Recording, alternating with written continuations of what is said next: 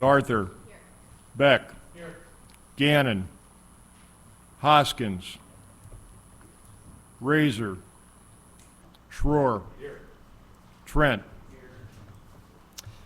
All right, we'll go ahead and start with the hearing on Senate Bill 814. Senator Carter. If we have more people come in, we might stop and do an executive session, just so you're aware.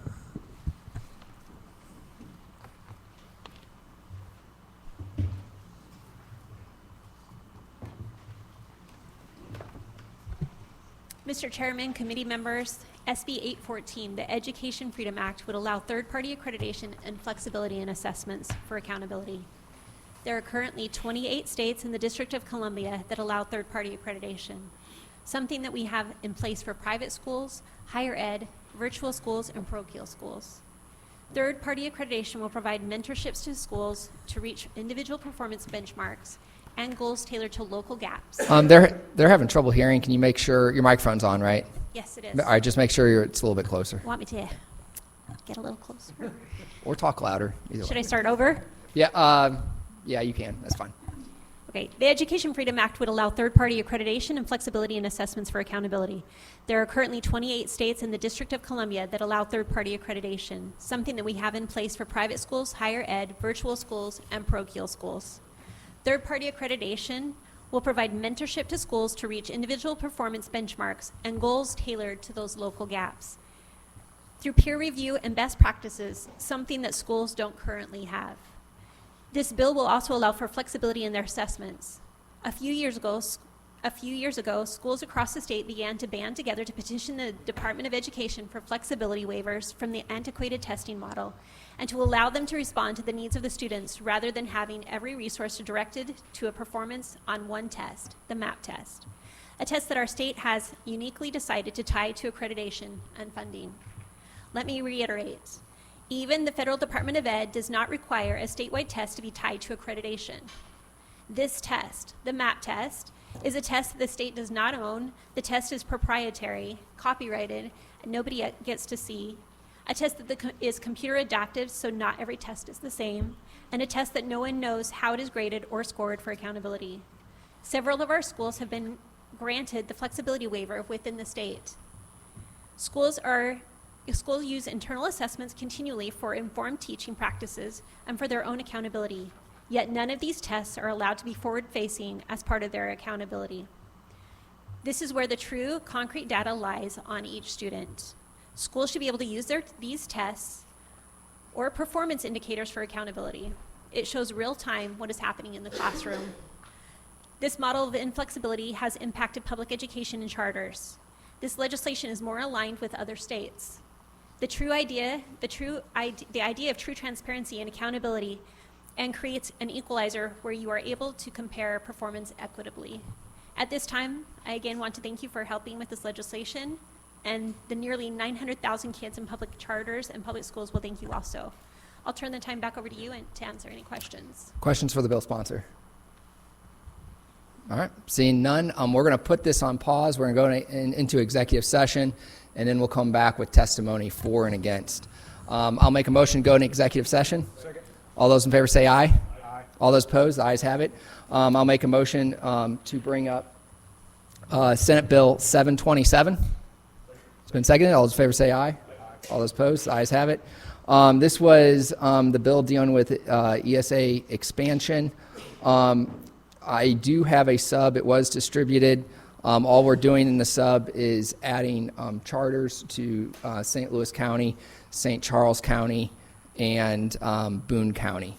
I'll make a motion to bring up the sub. Second. It's been seconded. All those in favor say aye. Aye. All those opposed. Discussion on the sub. I'll make a motion to adopt the sub for Senate Bill 727. Second. It's been seconded. All those in favor say aye. Aye. All those opposed. I'll make a motion to do pass Senate Committee substitute for Senate Bill 727. Second. It's been seconded. Please call the roll.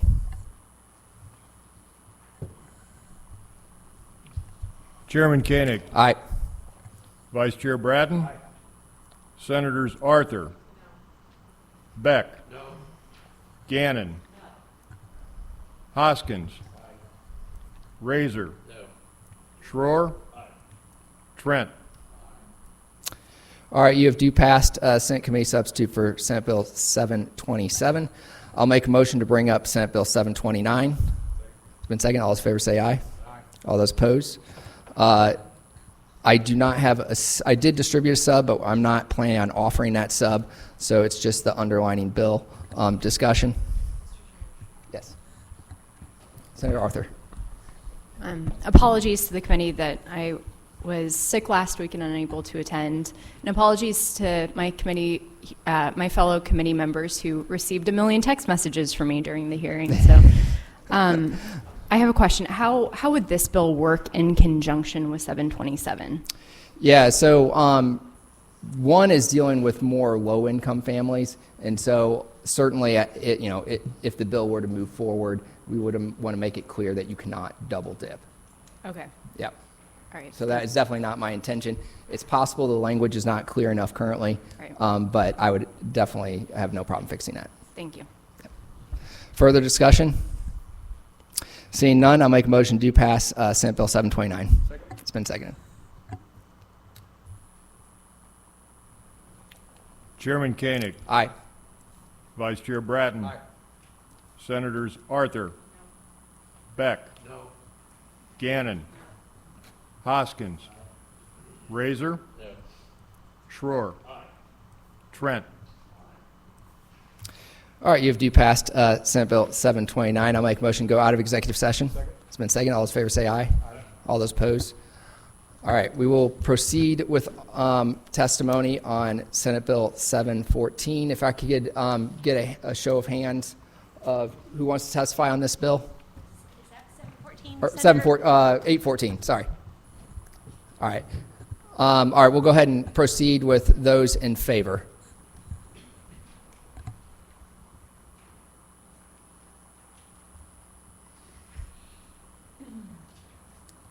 Good afternoon. My name is Dr. Mary Byrne, and I'm here to speak in support of SB 1814. You should know that Senator Carter's contention that 28 other states don't link their statewide assessments to their accreditation standards. It's also true that in the state of Missouri, we did not always have that. The MSEP program was established in 1990. The Outstanding Schools Act that established the statewide assessment was 1993. And the fact is that the person who came into the state of Missouri to write the Outstanding Schools Act was an outsider, Mark Tucker, who was the president of the National Council for Education and the Economy. And that's important because it wasn't Missourians that established this program. It was part of what was happening nationwide to begin the incremental development of a national education system. Okay, so Tucker included on his board David Rockefeller Jr., who is the founder of an international globalist organization, the Trilateral Commission. This is going somewhere. This is saying Missouri was a brick in the wall towards the building of not just a national system of education, but a node towards the UN having significant influence down to the very classrooms of the state of Missouri.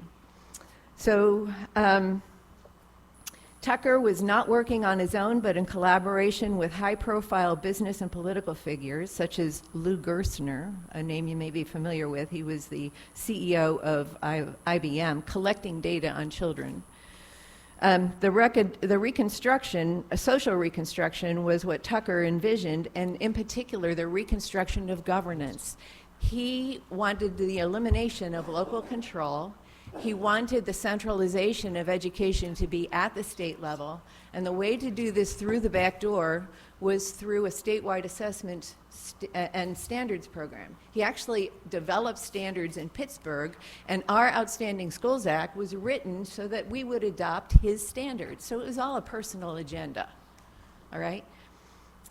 Their vision for the statewide education system was to oversee a school-to-work pipeline to generate human resources, mind you, not human beings, human resources for a planned economy in Missouri. And the very name of this committee speaks to the success that they've had education and workforce development. That said, the vision of a school-to-work pipeline conflicts with Article 9 of Missouri's Constitution, which addresses education and says that the stated purpose for taking public dollars was to preserve the republic, the rights and liberties of the people. The emphasis of public education was to develop citizens that can govern themselves as individuals and engage with government at all levels. It was not workforce development. So the violation here of moving, centralizing education all the way up at the state level is that it violates the substantive due process of parents to control the education of their children at the local level. It violates your voting rights because it undermines the electorate's investment in locally elected officials to make decisions for their communities. And it violates federalism because the concentration of authority at the state level makes a very easy arm for the federal government to control our education through this grant system, which is exactly what we have going on now. So what we're asking for is a return to local control and to the constitutional purpose of education, and to get over the paranoia that the state knows best, because local control has always been about the communities knowing what was best for them. So I ask for your support of SB 814. Questions for this witness? Seeing none, anybody else testify in support of Senate Bill 814?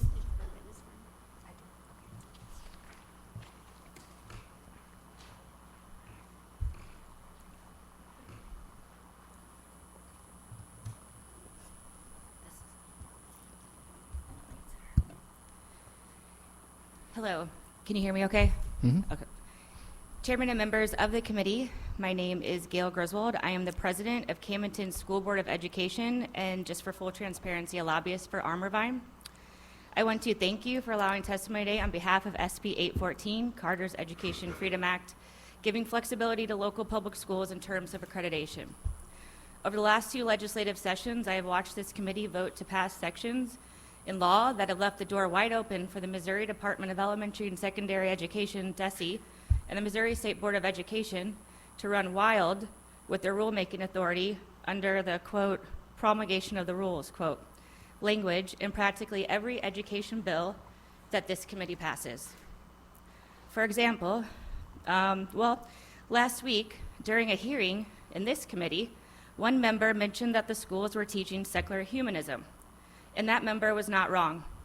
But what that member failed to mention is that the secular humanism requirements and standards are also coming from legislation passed out of this education committee by Republicans.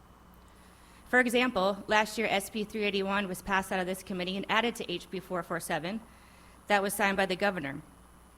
It had a provision in it that went around public comment.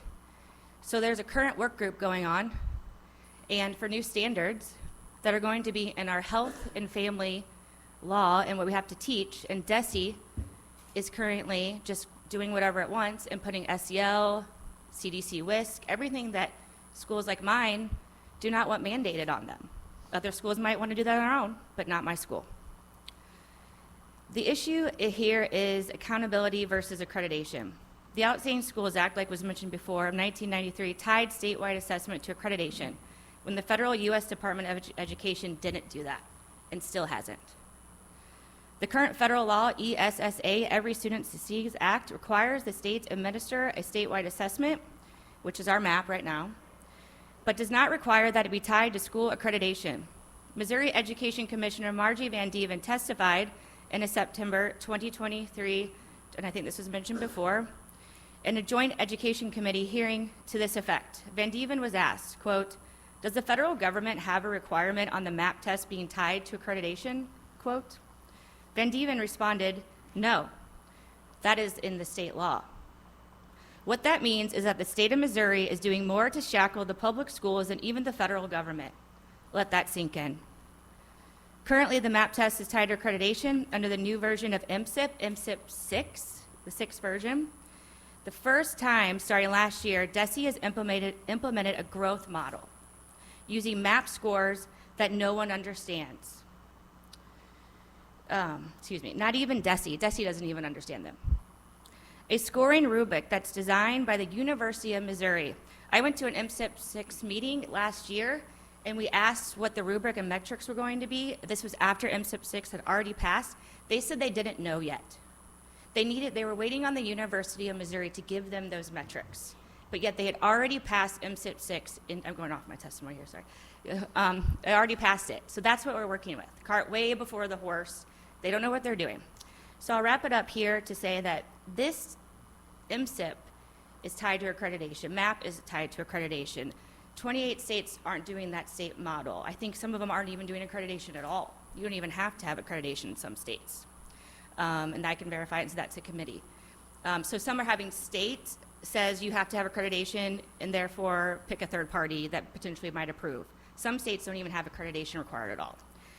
So I'll wrap up and, I just want to make this one point, that the MAP test, none of us can see. Not a parent, not a teacher, not a superintendent. We don't get the scores until the following year. It's a cut score in the summer, meaning the goalpost moves. And then we don't even have the information, so we can't respond locally with that information. That test is probably for a better, broader, scoring, and I won't get into whether we should take that or not, but we don't have, our accreditation isn't localized. Our accreditation is standardized by the state, therefore the federal government. So we really need to have local flexibility for our accreditation, and if we still need some accountability measures from the state, absolutely, that's fine. That's reasonable, obviously. So I urge you to be in support of SB814, and if you have any questions, let me know. Senator Schroer. Yeah, just a couple quick questions. The states that you mentioned that don't do the accreditation, what are their outcomes when it comes to education? Well, there's 15, I think, of those, and I don't have that information right in front of me, and that's a very good question. I thought about that ahead of time, that somebody might ask that.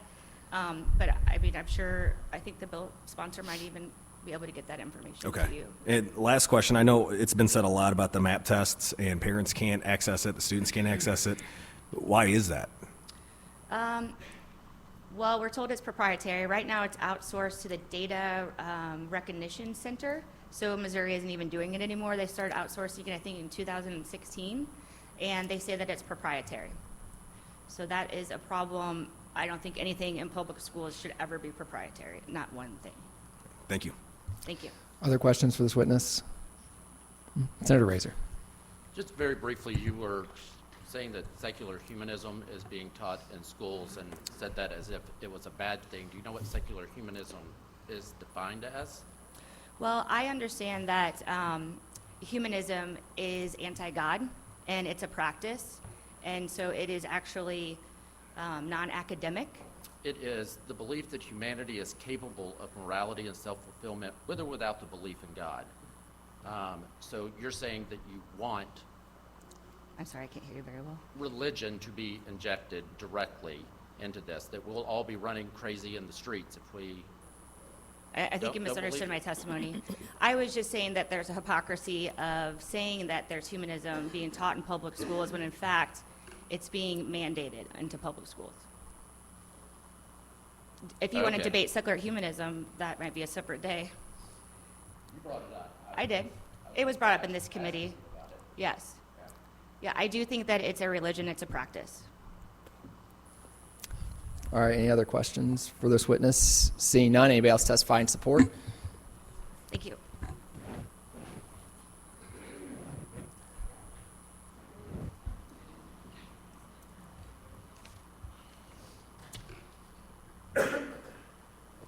Hi, my name is Julie Thomas, and I was a part of the Coalition Against Common Core, and I am here to testify on a pattern of behavior by a department that looks at you and laughs, because you're here for 8 years and then you're gone. And no one holds them accountable. And they run roughshod over our state legislature. And let's back up to Chris Nicastro. Our schools were doing Common Core, and you all had never even heard the word Common Core. So when we talk about abuse of a department, they are a prime example of abuse. So I was appointed to the history standards for the state of Missouri under House Bill 1490. Our first session, immediately we saw that we were being ramrodded by the left, frankly, by the Trilateral Commission through the department. We had to get the emails sunshined, and what we found was the department was working directly opposed to the bill that the people of the state of Missouri passed to implement Common Core standards within our new Missouri Learning Standards. So these are just small examples of their abuse. These are paid employees that got appointed to a position and completely ignored the bills that you all passed. So I want to just leave you with that thought that whenever we're working with these people in work groups or whatever, they don't care about the Republican bills. They could care less. And this department needs to be reined in. I would like to see it abolished, quite frankly. And definitely their accreditation needs to be shut down. Our colleges in the state of Missouri just had, 6 years ago, was it, when they all got together and said, none of our incoming freshmen know how to do math. You know, this isn't some small inner city school. This is statewide, what this department has done to our kids. And this is nationwide. And all of these organizations that collude with one another and roll this out, it only took 50 state commissioners of ed to do that, to roll out a whole education plan in this state. 50 people, that's it. And we pass bills and we think we know what we're doing, and I was idealistic about it, and I got in there and I realized, wow, this is sludge. So, way to go, Jill Carter. Questions for this witness? Seeing none, anybody else testify in support?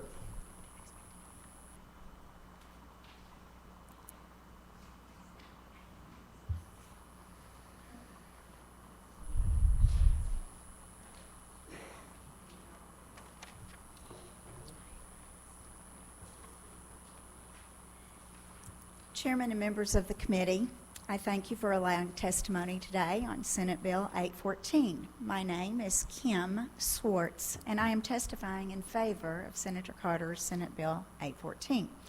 It's no secret that Missouri Department of Elementary and Secondary Education, or DESE, has grown in size and scope. The copious amount of mandates and requirements on teachers in our classrooms has become a distraction for content-rich classroom instruction. The teachers are implementing the many laws and policies created here, and to send this to DESE to promulgate the rules. Allowing DESE to write the rules after the General Assembly has created these in education prevents teachers from doing their job efficiently and effectively, in my opinion. Local schools are required to implement what is called MSIP in its 6th iteration. Our local school district, at taxpayer expense, and I'm from Cape Girardeau, Missouri, hired a consultant to ensure that they hit all the marks. And those regulations were presented in the formulation of the district's plan. For the past few decades, MSIP has grown into a massive boot on the neck of the teachers and the schools. MSIP has never improved education in our district, which is evident by our district's continued decline in proficiency ratings, as was reported just a few weeks ago, and could be seen as a tool of control over the schools and their accreditation. Accountability measures and accreditation are really not the same thing. They may overlap, but accreditation should be done at the local level, in my opinion. The state could still maintain some level of accountability in terms of financial stability and following the laws that protect the welfare of all students. MSIP goes way beyond accountability and has allowed DESE to force mandates on our schools through their rulemaking authority. I have witnessed just recently how the 2023 SB814 has a current work group looking to force CASEL, the UN and CDC's WISP program, as well as HECAT, and other non-academic-based programs into our school system. For these reasons, I came from Cape Girardeau today to urge you to support Senate Bill 814 that not only encourages, but also allows local control of education, and reins in DESE's bureaucratic system. It's my honor to be given the voice, first time, by the way, on behalf of the people of Cape Girardeau, and thank you for hearing me. Questions for this witness? Seeing none, anybody else testify in support of Senate Bill 814?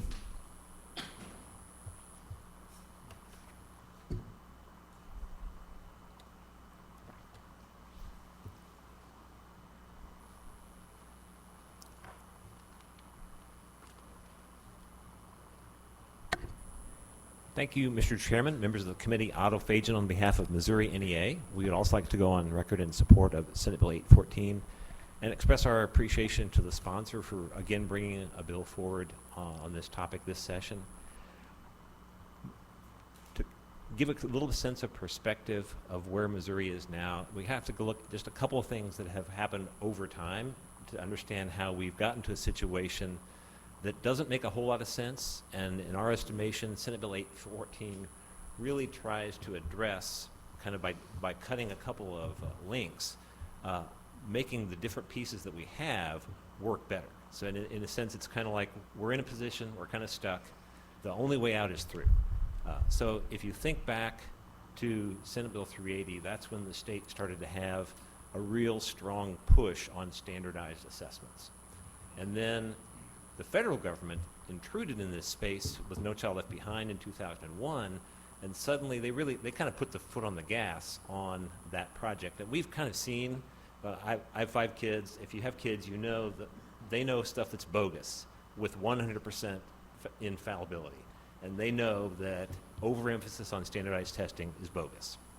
And so we've now seen over 23 years just doing standardized testing on its own isn't an improvement process that works. Millions of angry parents lent their voices to Congress. Congress listened, and in 2015, they changed that process. The federal law was changed to one that is designed to provide some degree of scrutiny and accountability at the school building level. Missouri has a long history of using accreditation at the district level. And over time, this legislature has stuck onto the concept of accreditation, essentially some punishments that amount to a sort of quasi-accountability. And so a part of what's being done here is to try to give guidance to the department. You no longer have to conflate all these things.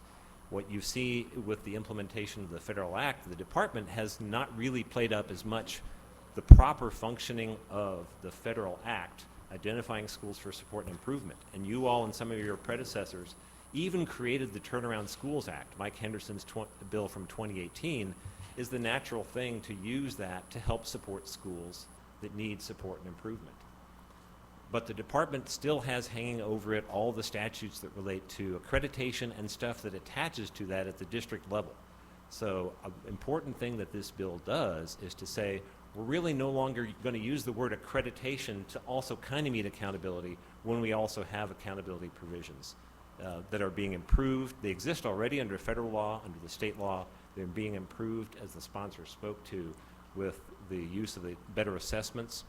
But we also are then kind of modernizing our thought process about what accreditation provides. It provides something else, and that is making sure that everybody, every district, every school system is in the process of improvement, because a third-party accreditation can do that and offer a review and suggestions for anybody, no matter what you're struggling with or not struggling with.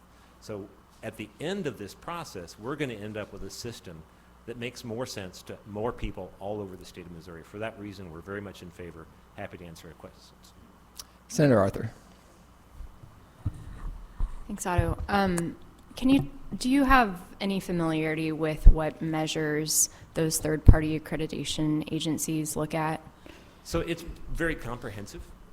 I was just sensing maybe the sponsor was going to say something also, but it's a very comprehensive review of the different aspects of school operation and function and results. It's all of that stuff together. And they always make sure to provide essentially a roadmap for the things that you should be working on. And that'll be different for different school systems. It'll really vary depending upon what they're doing well and what they need to work on. So one of the criticisms I heard of the current system, though, is that it is both accountability and accreditation, but And it's not really, I'm sorry to interrupt, but not Yeah. really a structure of improvement. so it's the improvement piece that's missing that you feel like the third-party accreditation Absolutely. agencies could provide. Yeah, yeah. Senator, there used to be about a decade ago where the Department of Ed kind of mentored new superintendents and the schools in helping them hit those CSIP goals. Yeah. Currently, right now with their CSIP plans, it's basically just a check off, so long as you've turned in a CSIP plan, there is no more mentorship really there available. We've lost a third of our superintendents is the projection from the last couple of years. We're hemorrhaging our teachers. Right. So I think it's vital to have some kind of mentorship for these teachers in the schools to be able to hit those gaps. The gaps in my school district is not going to be the same that in the gaps of your school district, just based on a lot of factors, right? So that's where your third party is able to come in and say, okay, here's where you're not hitting those gaps. It's peer reviewed. I mean, they do this nationally, private schools, higher ed and such. So it actually really is a lot more accountability than we currently have. But with that accountability comes the shepherding of trying to help them hit those benchmarks. Does that make sense? It does, and I guess if a parent were trying to evaluate, is the district that I want to send my student to quality, would that information be available through this accreditation process? Of course, because you're talking about a public entity, whether it's a charter Right. school or a district, it's going to be that accreditation process is going to be public. And on top of that, you're still going to have the federal law, you're still going to have some kind of a statewide assessment, and you're going to have, under this legislation, more respect given to the fact that districts and charter schools are already using interim assessments across the curriculum. So that's also going to be information that's part of essentially what's in the space for the parents. But to is look at. it comparative? Like, if I am in Kansas City and moving to St. Louis, will the system for They're typically knowing what the quality under this of this- legislation, it won't be like 100%, but it'll be like 90-something% because districts have the ability to make a choice, but there's also some oversight of the department making sure that they're using legitimate assessments and comment. Yeah. Got it. Okay. Thank you. Thanks. Senator Beck. And Senator, if I could, just to make sure I'm clear, that's on the district's locally selected assessments. There would still obviously be some degree of consistency on the statewide assessments. And thank you for bringing this bill. I think it's a starting point for sure something to look at. The question I have for you is, we have I think it's Success Ready students that they've currently started with. It's kind of like a waiver program, which I'm pretty excited about. Is that kind of moving in this direction that we're talking about? They are. They're already. Yeah. They're kind of like, they don't want to wait around for the legislation. They're trying to move forward. But again, all of these systems, whether it's the state or whether it's districts, they have to work within what's allowable under the federal and the state laws. And so they're trying to figure out how can we work within and work through to find something better. And I think those districts, they took this on and some of them are some really good performing districts that do things really well. Some of them are in my district, and they're excited about this program. They're even taking on the extra work of doing both. They have to do both, but this would move this in that direction because we Absolutely. think it's the way to go. Absolutely. Thanks. Other questions for this witness? Seeing none, anybody else testify in support? Thank you, Mr. Chairman.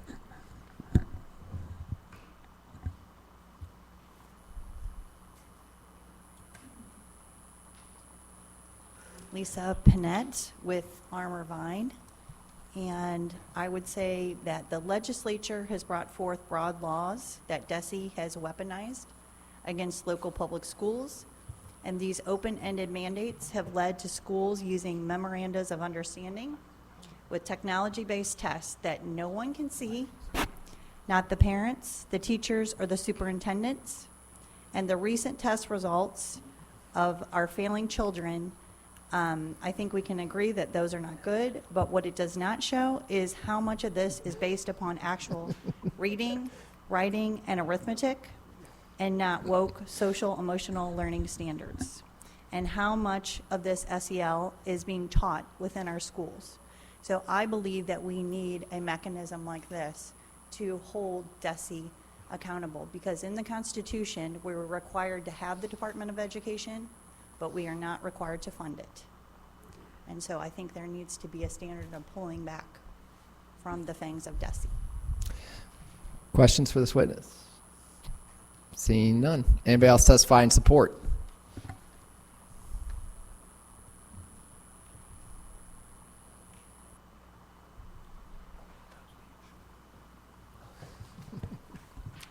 Hello, my name's Tony Rossetti. I'm the superintendent of Webb City School District, and I want to thank the senator and the hearing committee for allowing us to be here today to talk about this bill. And we're in support of this bill for a variety of reasons.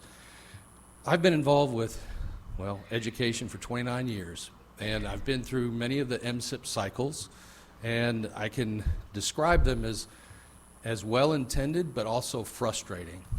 Someone that's trying to communicate to our community and to our stakeholders the comprehensive, the numbers that are generated in our MSIP process really are difficult to try and communicate, nor do they do a very good job of accurately measuring what a school does. Imagine, for example, taking several sets of data, metrics, mashing them together, and then saying this school district is the value of this one number.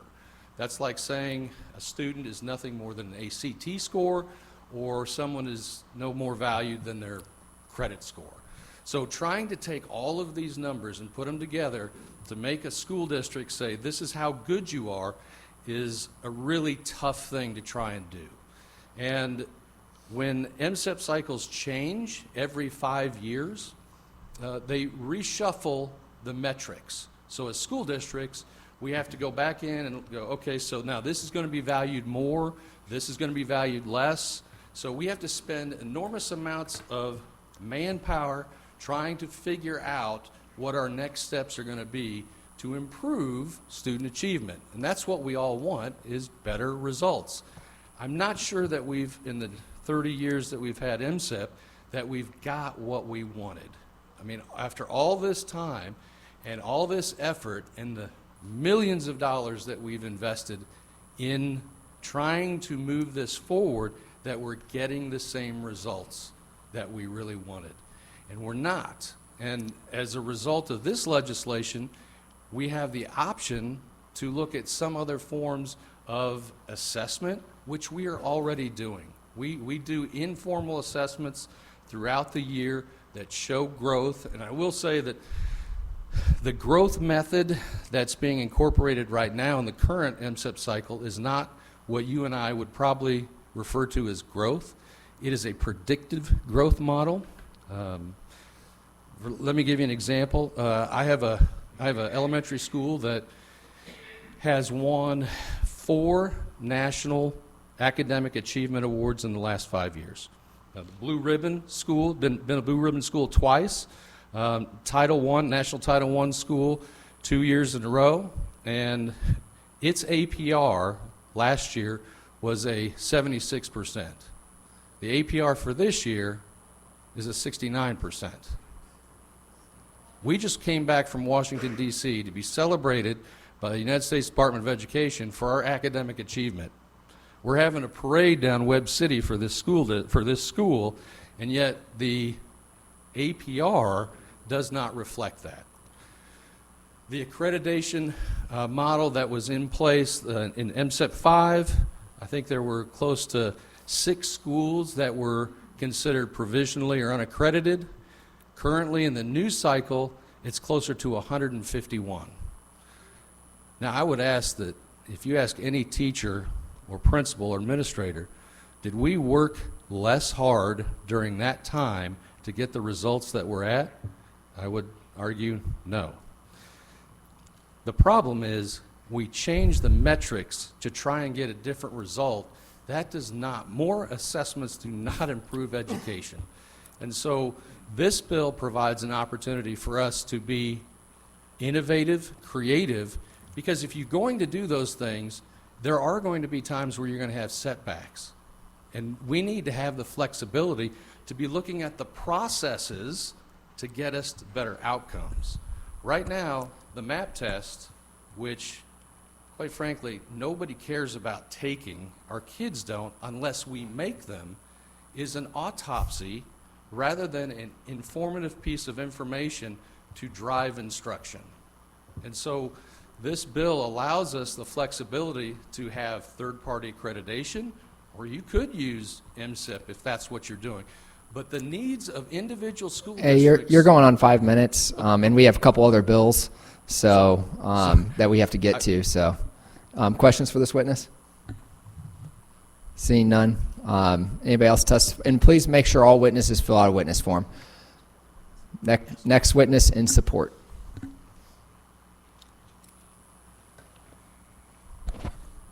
Thank you, Mr. Chairman, members of the committee. Mike Lodewigan on behalf of the Missouri Council of School Administrators. I'm not going to reiterate anything that Tony just indicated to the committee. The one thing I do want to highlight from Senator Arthur's question regarding the comparison, part of this bill and part of my testimony last week on Senate Bill 804 was about how there's no meaningful information that you can take away from the current system that we've got. If you're a parent, if you're a business owner, if you're a resident of the state of Missouri, and you see a number that's spit out without any understanding of what is included in the calculation of that number, how are you supposed to go about trying to improve things? So part of what Senator Carter's bill does is it does utilize our existing grade card statute in order to allow for the department or the legislature, whoever it is, whoever cares about identifying the indicators that we care most about, to be able to plug that into a dashboard so that would be consistent across all school districts. That could give a clearer picture about what is going on in school districts, so that policymakers at the state and local level can know exactly where students are at and how schools are doing and respond in kind. So with that, I'm happy to take any questions. Questions for this witness? Seeing none, anybody else testify in support? Going once, twice. All right, anybody testify in opposition to Senate Bill 814? Anybody testify for informational purposes only?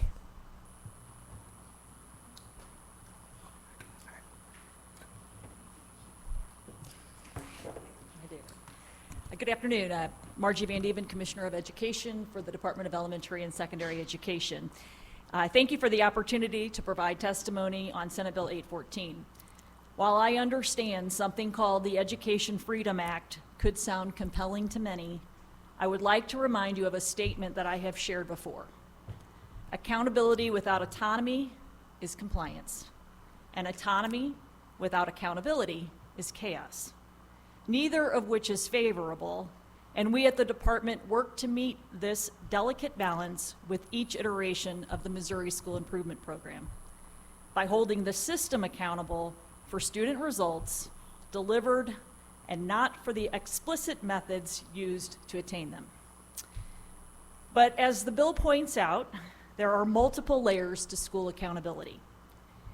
In broad terms, federal, state, and local.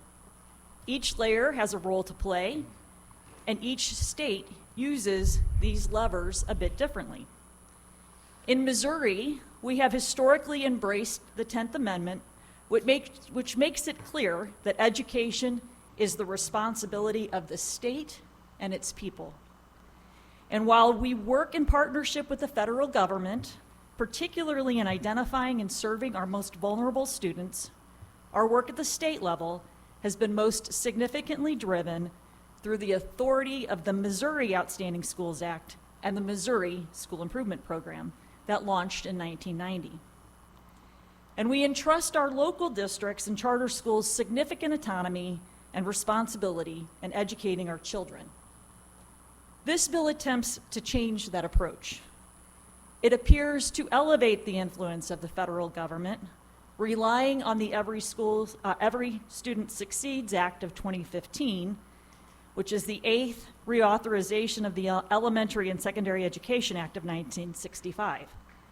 It minimizes the influence and responsibility of the state, both at the department and with this legislative body, by replacing the state standards for accreditation meaning academic performance, fiscal solvency, ensuring compliance with state and federal law, superintendent certification, and so forth, with multiple national accreditation entities. And the bill maintains the local authority that currently rests with our districts and charter schools. As I'm testifying for informational purposes today, I will share facts and outline a few of the technical pieces that I'd like to bring to your attention.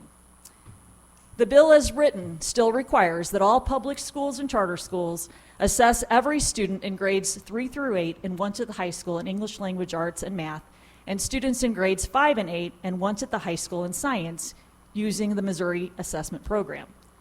The results of these tests will be publicly reported by each school and by each student group as established through ESSA. By limiting the use of the results only for these purposes, as outlined in this bill, we anticipate, among other areas, the following potential issues: compliance with other federal programs such as Perkins and IDEA, limited research capabilities, and drawing more attention to a single-year map test result at a time when there's a call for multiple metrics. While the requirement that public schools administer an interim assessment that measures students' knowledge at the beginning of each school year and measures academic growth throughout the same school year, and that the district or charter provide a unique report card, may ease some concern for the last item, meaning attention to that map test, it does raise a few points that deserve some clarity.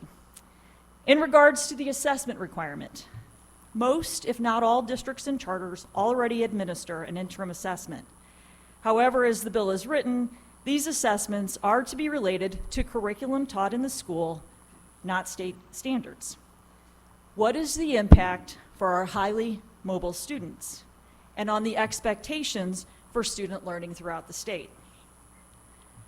Does a locally designed assessment that is available for all to see provide an authentic measurement of learning or a valid assessment result? And so for a point of clarity, the MAP test is not shown ahead of time because it is a secure test. There are released forms that are available for all to see, but it's after the test. What is being assessed? Is this all students, specific grades? What content areas are being tested? Is there a participation requirement? Do local schools decide who to include or exclude in their reporting? Why are students who receive special education services as defined in statute excluded from the local assessment system? And in regards to the public reporting, while most would applaud transparent reporting of school-level information, eliminating a standard form of reporting data will create challenges. This may be an intended or an unintended design of the bill, but one worth reviewing nonetheless. What is the impact on transparency if 556 local education agencies report their data in different ways? Which attendance rate calculation will they use? How will they report graduation rate? Which growth model will they use? As we've heard, there are many. Are students excluded from the academic achievement calculation? And the list goes on. And finally, I'd like to speak to the bill's inclusion of multiple methods for accrediting schools and LEAs. Having multiple ways of reporting data and having multiple accreditation choices does not allow for an apple-to-apples comparison. And while this may be a welcomed relief for some, the unintended consequence could be duplication of cost and effort, with the end result being a lack of clarity for parents who are wanting to find the best option for their child, or who are when they're moving, or if they're trying to exercise a choice option. And for the average taxpayer and policymakers wanting to understand which schools are successful with identified performance metrics. The department remains committed to exploring options to redesign the statewide assessment system. Among other efforts, DESE is working closely with the members of the Success Ready Student Network, as was referenced. The State Board of Education approved all but one of the waiver requests that were brought forward in 20 districts. How much more time? We're going on 5 minutes. I just have one more sentence. But that's All right, okay. you can finish your sentence. Okay, I appreciate the chance to be here today and look forward to working together to help all Missouri children have access to a high-quality education. All right, questions for the department? Senator Brad. Thank you for your testimony. Did you go to the senator prior to testifying and give her, your concerns? Several times we've talked, not this session, but last session, and I haven't made an appointment to see you. Okay, so you guys are in communication. This isn't like just. I would let you speak to that, but yes, I think we've talked. Okay. Now, in the terms of I'd be the happy to meet with you, the senator, anytime. I mean, I would love to meet with you about this bill. well, that sometimes seems to be a common practice. Is all of a sudden the one that's developing the bill is blindsided, not even knowing that these concerns are even there. So that's, if we have these concerns, just make sure that we're Absolutely. having that communication. With the map testing, because I've had my school district say, it's proprietary, so we don't get to see anything. So you're saying that they do. So do they get to see the full testing and the full metrics and everything is disclosed to every district? Not on the active test. So when the test is expired, so you have, it takes a lot of work to get an unbiased test, a fair item. There's cost associated with that, so those are secure items. How I like to explain it, and this is so simplified, so this is not accurate, but there is a difference in teaching to standards. There's a difference in teaching and saying you need to know your multiplication tables to you need to know what 3 times 3 is, right? So if you show them the exact questions and the items that are on the test, it's no longer a secure item. So we make sure that we do release for people to see after the test, but only when those are expired items. Okay. Well, because the Missouri testimony of the does superintendent, Missouri does own the test. the superintendent that was just upset that they're not able to get that information. They can get the released At all. items. He's correct. It is a violation for a teacher to teach to the test. We want teachers to teach to the standards. And so they may not see an active test. A parent could make arrangements to us if they had concerns. But So apart from a map testing, do teachers have the capability to see the answers to questions of tests that they provide to their students that aren't map testing? I'm sorry, I don't know that I heard of the whole question. Are teachers? Well, you're saying that given- it's, you don't want them to see the tests prior, but I Right. guess on any other test that a teacher or anything, There's they a- see the curriculum, they see everything, I guess, so. Right. There's a testing blueprint, so that teachers are able to get to the blueprint and understand what kinds of questions would be on the test, what framework around the test would be there. But we don't want teachers teaching specifically to the test itself. You want kids to learn the standards, right? And so it's very different when you know the item that's going to be on your test, which is what I think this bill is proposing, that everybody can see the test. And then you go to take the test and you know what the items are. That's a very different approach to assessment. And I think we need to talk about two different things. The MAP test truly is, it's a dipstick test at the end of the year. It's a summative assessment. It does not get to drive actual day-to-day instruction, which is why most school districts already have a well-designed interim assessment system in place. Yeah, well, so since the adoption of this current model, have you seen a rise in standards? Or have you seen a fall in students' capability to absorb the material they're being taught? And the change in which part? I'm sorry. Well, I mean, with this new map testing, that was, I guess, where it's all proprietary and it's That was back in 1990, and I'm not sure we had statewide. What the MAP test does for us is it gives us a statewide understanding of where students are from school to school, from state to state. Not from state to state. We do not do state to state comparison. From school to school across the state. So, for example, when we put together Algebra 1 and we went to an end-of-course Algebra 1 test, okay, we would have districts call and say, well, we call it Algebra 1, but it's not really Algebra 1. But we call it Algebra 1 in our school, but these standards are different than Algebra 1. What we're trying to get accomplished through a standardized format is to say, whether you go to school in this part of the state or that part of the state, Algebra 1 means Algebra 1. And if you tell someone that you're proficient in Algebra 1, then you're able to say in accordance with the state standards. Okay. If there's a push to do that locally, that is a discussion to be had, obviously, but we have over a 20% mobility rate, and there's a lot of discussion that needs to go into what does that look like. So, I mean, that sounds really good, but in talking like with my districts, my superintendents and my teachers, you know, what you're saying versus what they're seeing and what the actual, you know, impact of that is kind of, you know, it's apples and oranges of what I'm hearing. I would agree. I kept saying to the folks back there, I'm like, are they reading different bills than I'm reading? Because what I'm hearing today sounded very different in some. So I think we just need to have a lot of discussion, because some of what I was hearing today didn't describe what I was reading in the bill. Right? I mean, so I think people just interpret some things differently. No, I'm saying what you're saying with how this helps and so on and so forth. My local schools are saying that what's coming from DESE is not helping, is what I'm saying. I mean, that's just the reality, and that's what I hear from local schools, is they've been removed, and now they're just, you know, they are just the facilitators of what's coming from the top. Okay, well, let me just say that I think we all are very clear that there is a pretty serious concern around standardized testing. That is not in Missouri, that is across the nation.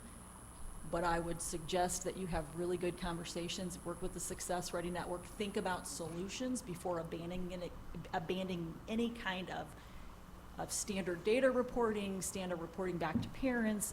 It'll create a lot of confusion if we don't have something that is standardized in place, in my opinion.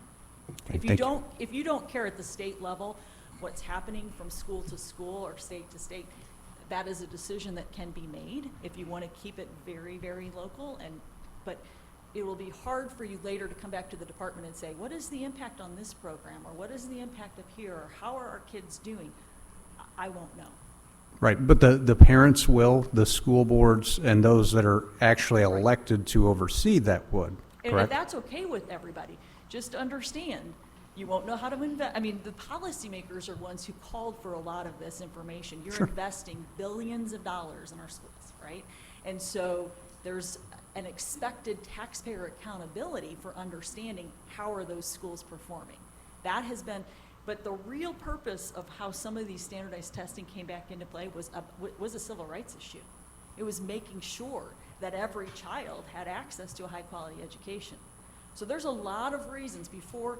A good friend of mine used to say. But are you saying that, like in Kansas City and St. Louis and those failing school districts, they are receiving that top quality education, every student is today? I'm saying that when we see a school that's struggling, that's where you start putting most of your resources and are really assessing. That's how we can tell where your pain points are, looking at various demographics, looking at various issues. Okay, thank you.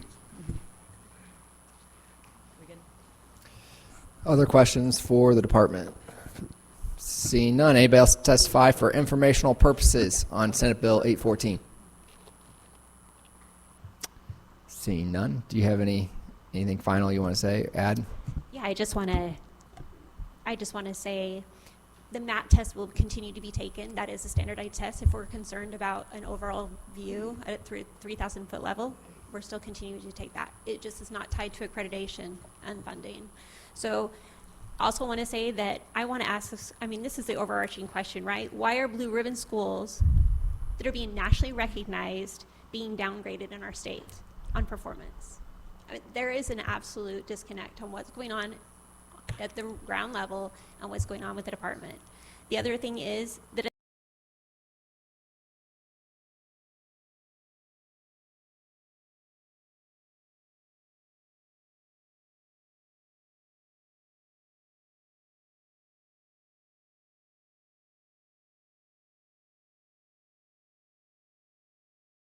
this, and the last comment I'm going to make is that waivers that have been granted to this Every Student Succeed network, this is what this waiver is that the department has granted to them. It's more flexibility. So I don't understand. We'll work with the department, but there shouldn't be an issue with standardizing this across the state if the department's already okay with allowing schools to do this. So thank you very much. All right, that concludes our hearing on Senate Bill 814. We'll now move to Senate Bill 766.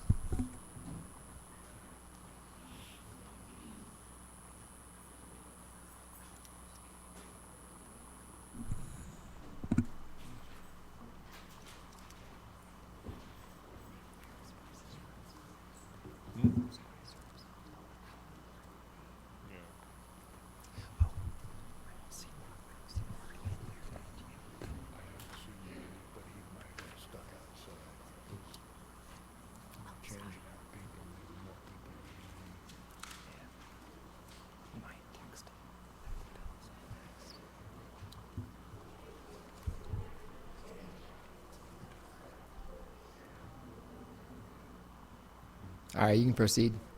Thank you, Mr. Chairman and members of the committee. I'm Senator Holly Thompson Rehder from Southeast Missouri, the 27th Senatorial District.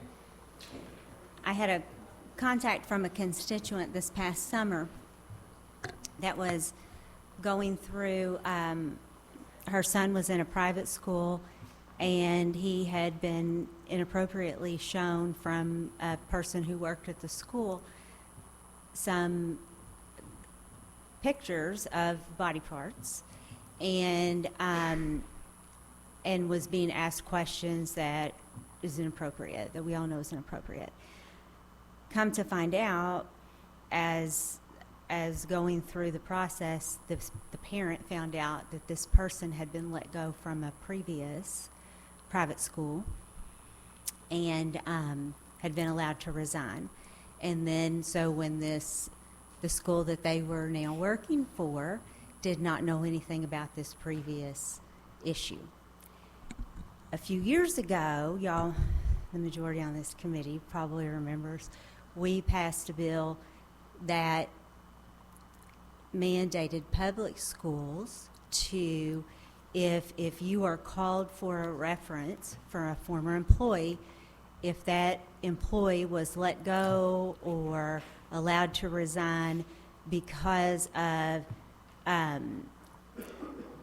substantiated misconduct, sexual misconduct against a child, that public school is mandated to tell during the reference, to tell why they were let go. Somehow private schools was left out when we did that bill. And so I reached out to the previous sponsor, who's no longer an elected official, and asked, I said, hey, is there a reason that we didn't do private schools? Because I contacted Senate Research, and they explained to me, no, yes, you did pass that legislation, but no, private schools were not included. They are not required to do this. So, and the previous sponsor told me that he felt it was just inadvertently left out. He doesn't remember any reason that private schools shouldn't have been in there.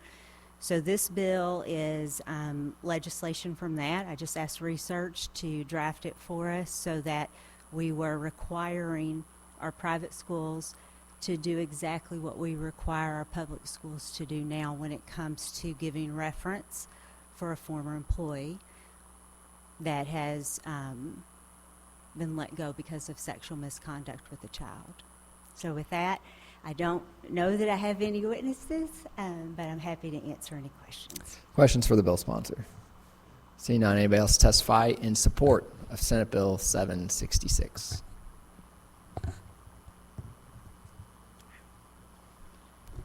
Chair, members of the committee, my name is Jessica Petrie. I'm here on behalf of Missouri Kids First. Missouri Kids First is the network of the 15 child advocacy centers that serve children around the state when they experience sexual or physical abuse. So we're the central hub for services to make sure that the child only has to tell their story once, to do a forensic interview and try to spur that towards prosecution. So we see this as a really important piece of completing the work the legislature started with public schools and bringing it into private schools. I want to point out there was a 2010 report from the federal government that found that the average teacher offender is passed to 3 different school districts before they're finally stopped. So anything we can put in place to make sure that these people are being kept out of schools and away from our children, that's going to improve the safety around our state. So we very much appreciate your consideration. Questions for this witness? Seeing none, anybody else testify in support of Senate Bill 766? Anybody to testify in opposition? Anybody testify for informational purposes only on Senate Bill 766? Seeing none, all right, that concludes our hearing on Senate Bill 766. Thanks, y'all. We are now going to move to Senate Bill 728, and I'm going to pass it over to our Vice Chairman.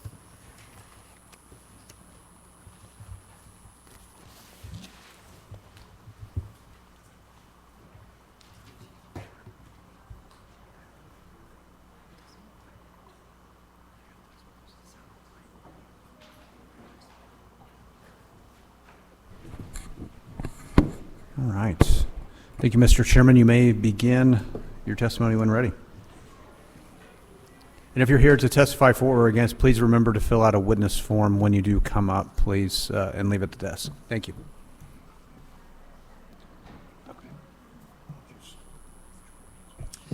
Thank you, members of the committee. Allow me to present Senate Bill 728. There are many of these provisions in this bill were also in Senate Bill 4. If you recall from last year, Senate Bill 4 had two pieces. It had the CRT and the Parental Bill of Rights. The CRT piece is not in this. This is geared strictly more of just the Parental Bill of Rights. I believe that parents should have a right to the materials and curriculum and books that are in the classroom. So that states that in the Parental Bill of Rights. They should have a right to know who's instructing their children. They should have a right to know what kind of contracts that the school has. They should have a right to look at the medical records or what records are on their child that are in the school. They should have access to safety information that affects their child. They should be allowed to physically inspect and review any material that is being taught to their child. And then also it limits biometric data that is collected on their children. The only thing that's allowed to be used is for identification cards. So that's the first part of the bill. The second part of the bill is dealing with the pronouns, gender identity. What we've seen is in this country, we have nationwide, there are more than 3.2 million U.S. public school students that are covered by guidance that blocks parents from knowing what's going on with their children's identity in the classroom. There is also, you had a situation in 2022 with actually involves Parkway schools where I reside, and Washington University Transgender Clinic at St. Louis Children's Hospital emailed Parkway South basically stating that they should hide any of these things from parents. Also, I have a handout of a gingerbread person. This is from the ATF or AFT lesson plans from 2024, and so you have a copy of that. I think this is inappropriate to be taught in the classroom, from my opinion. And so what this second part of the bill does is it prohibits school employees from encouraging or changing the name or pronouns of student that is outside their documented identity. We do have a definition of what documented identity is in the bill. And it prohibits them from encouraging surgeries, chest binding, changing clothes, and those type of things. Also, the penalty clause is if a teacher knowingly violates this, the penalty clause is we're going to take away the teacher's license for that particular teacher. We also have a cause of action for parents, and then also a cause of action allowed by our Attorney General. In conclusion, I think this is essential because parental rights are being trampled on in the classroom, where schools are purposely hiding or changing the name or pronouns of kids, and parents have a right to know what's going on in the classroom. Thank you for your presentation. Senator Arthur, proceed. Senator, the first part of the bill looks pretty familiar. It is. Is this the same language that we've? Yeah, there have so been many iterations of the bill. Is this the? Correct. Yeah, we had language? obviously many versions, and so this should be the latest version where we ended up last year. So I think that's gotten to a place where I'm comfortable with it. I wish that was the only language included in this bill. Obviously, I find the second part of it pretty problematic. Does this apply to schools that receive voucher funding under the ESA program? Well, no, this is strictly for public schools. So why wouldn't you include schools that receive public dollars? Well, because I would imagine that if a parent places their child in a school like that they know what that school is teaching and they're accepting of that position. Well, so As you just stated, I mean, the first So, part I mean, all right, has. so like my question is like, why wouldn't we inform the parents? Like, if we're going to change the name in the classroom of a child's, if we're going to change the child's name from Bob to Sally, shouldn't the parents be informed about that? Well, I mean, it's not their legal name. So, Senator, I guess my question is, why doesn't this apply across the board? Because I think you presume that when parents are sending their kids to public schools, that they're not making a choice to send their kids there. I think a lot of parents are really happy with their students' public school. I think they are actively choosing to send their kid to that Yeah, and I school. think there's a lot of parents that are sending their public school because they feel like they have no other option.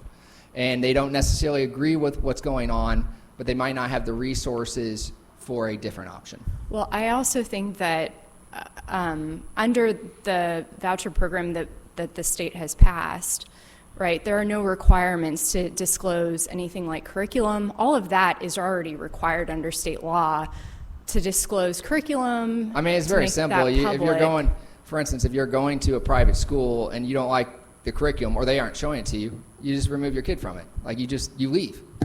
Well, I don't know that it's that easy. And I also, as someone who wants to be a good steward of taxpayer dollars, I think it's fair to ask the same of those schools in terms of disclosure about what's being taught and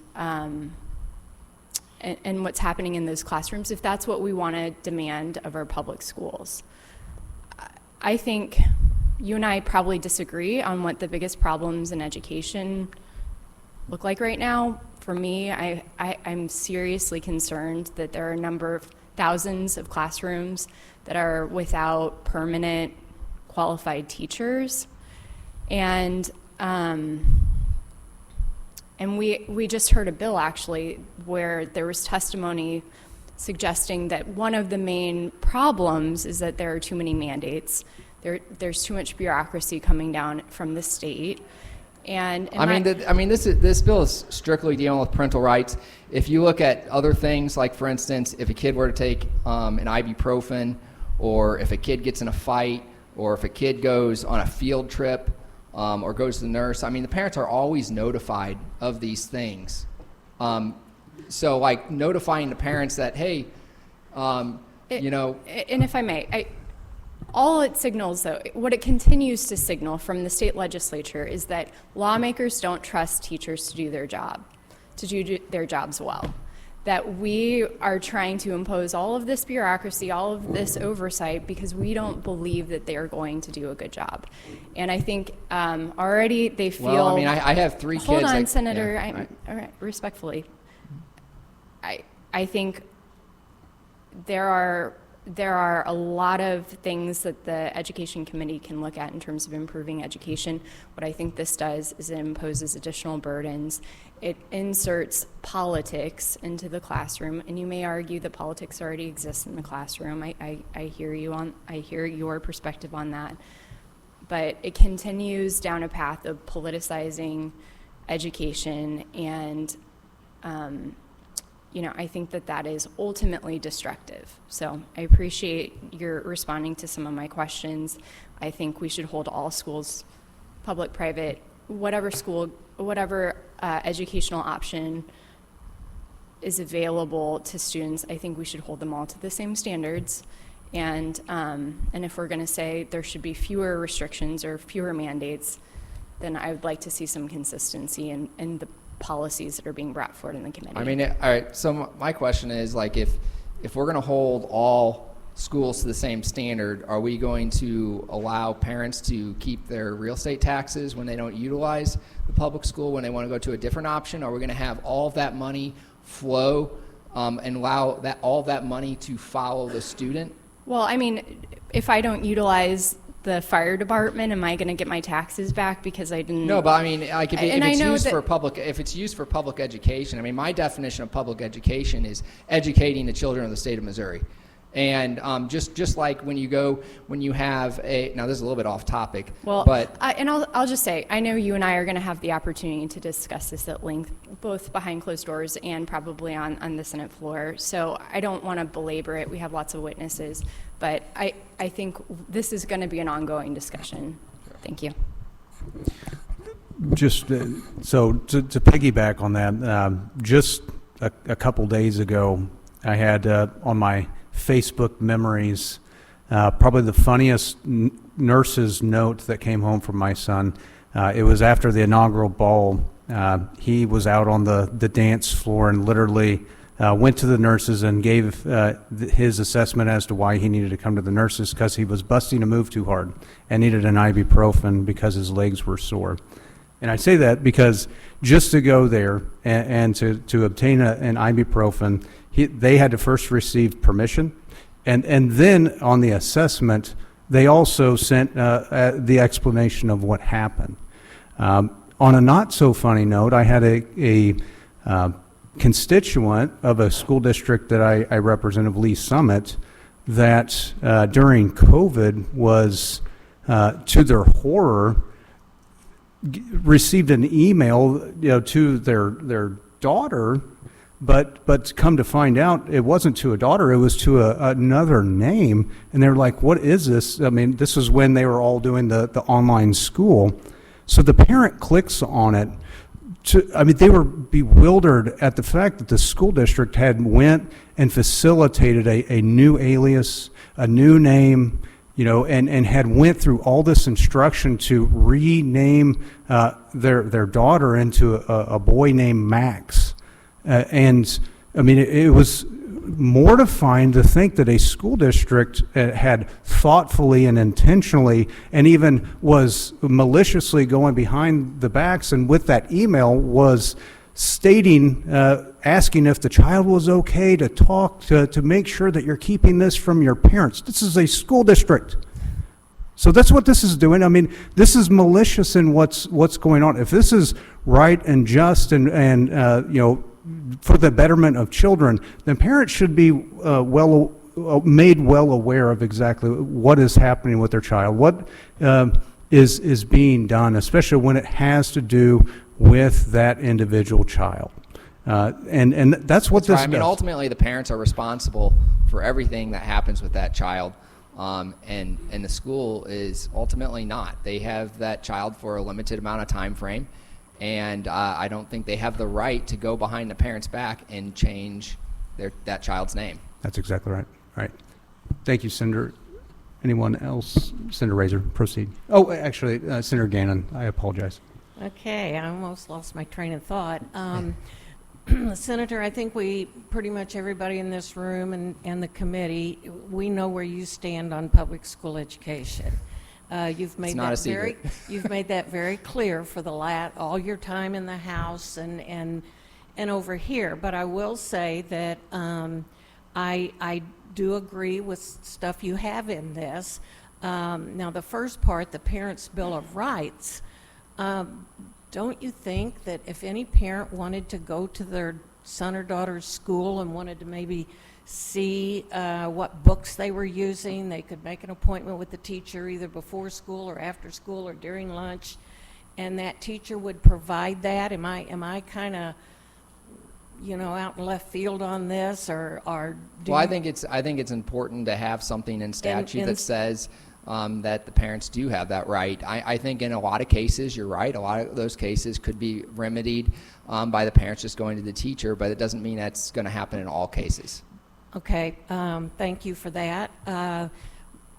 My other thought is that accountability is so important, and you are all about accountability in the public schools. Now, charters, homeschool, some of the religious schools, they should be accountable also. This should be across the board. Yeah, and I think it depends on what you mean. Like, what do you mean? What do you mean by accountability? Test scores. If we're going to have these policies for the public school, then they need to be for all the other schools across the state of Missouri. Yeah. So that, if parents want to go to that charter school or go to that religious school, they should be able to go in or make an appointment and find out what books the school's using. I mean, maybe they weren't happy with the public school, but that doesn't mean the other schools have it all right. Yeah, I'm not saying they have it all right, but I'm assuming that if a parent chooses that school, there's a reason why they're choosing it. Typically, with the traditional public school, sometimes it's the only option because not everyone can afford other options. The only people that can afford other options are people that are typically are wealthy. If you're middle class, you may not have that option, or it could be a huge burden to you. Also, we have test scores, sure, for all the public schools. The ESA program also there's mandated test scores for that program as well. But what we have is we have schools in Missouri where there's not a single child proficient in English and math. So if you want to talk about accountability, like, sure, we have the test scores and the kids aren't learning anything. Like, so I don't. In public schools, in public schools, and they're still receiving. Nothing has changed with that. And I know if I were to have a child that goes to one of those schools, I would want another option. You know what? When the test scores came back in the spring, and the DESE top person, Dr. Van Dieven, she came around all the legislators' offices. I assume she came to mine, handed me that manila envelope, and I took it out. I was the only one in my office, and I went through it. Some of the worst test scores were charter schools. There were maybe 2 good test scores for charter schools. The rest of them were right down here. Now, you can't disagree with me because it's on paper.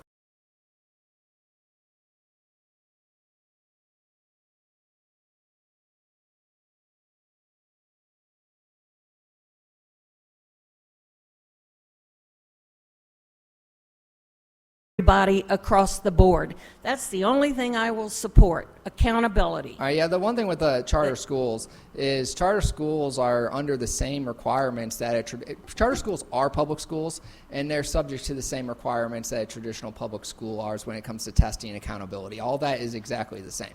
Now, when you look you talk about those kids that didn't know how to read or whatever. Do we know what their learning disability is? I don't know. I mean, that's been around since I was in school back in the late 60s, or no, really in the 60s, and early 70s. Kids not being able, I mean, I can think of students in my class that had difficulty reading and comprehending. They're there. All right, so first of all, you want to compare apples to apples. If you look at the charter schools, for instance, that reside in St. Louis County, or St. Louis City, and compare them to St. Louis City public schools, the charter schools are actually outperforming those. If you're going to compare those schools to maybe Rockwood or Parkway, you're right, they're going to fall behind, but it's not an apples to apples comparison. You want to compare the schools to where they reside within that community. And if you do that, they actually are outperforming. Well, last week we had the lady from Riverview Gardens. I really felt for her. But you know what? They don't need charter schools or private schools so they can send their kids somewhere else. Sure they do. Hey, listen, they're teachers, certified teachers. They don't want to go there to teach. They don't feel safe. You have to go through a security system to get into the building. And anyway, look, we could talk for quite a while. I like some stuff I like some stuff in your bill, but the bottom line for me, and I don't know how others feel on this committee, the key word is accountability. Senator Rehder, proceed. Thank you, Senator. Several things with the second part of your bill. Sure. So we took out CRT, and we've included beat up on trans kids. Correct. Okay. The first part of this I want to talk about, it prohibits any teacher or public school official from encouraging a student to adopt a gender identity or a sexual orientation. And my first thought was, where is this happening? Where are the teachers that are actively sitting kids down and saying, Bobby, You really need to be a girl now. What this sounds like and what this is the derogatory term of grooming, that I'm actively seeking out young boys to turn them gay. I grew up in Cooter, Missouri. There was nothing there to turn me gay. But this does happen every day in a lot of schools in this way. Let's say Bobby comes to school one day and he's wearing a shirt that one of the teachers thinks looks a little feminine. That teacher pulls Bobby aside and says, "Boy, what are you doing wearing that shirt? People are going to think you're a girl." Now that teacher just encouraged him to choose a gender identity, because you have one and I have one. That teacher just encouraged Bobby to be one gender over the other, and is now subject to every penalty in this bill. Then the act also mandates, let me make sure I'm not skipping something I wanted to point out. Yeah, that mandates within 24 hours that you have to notify parents.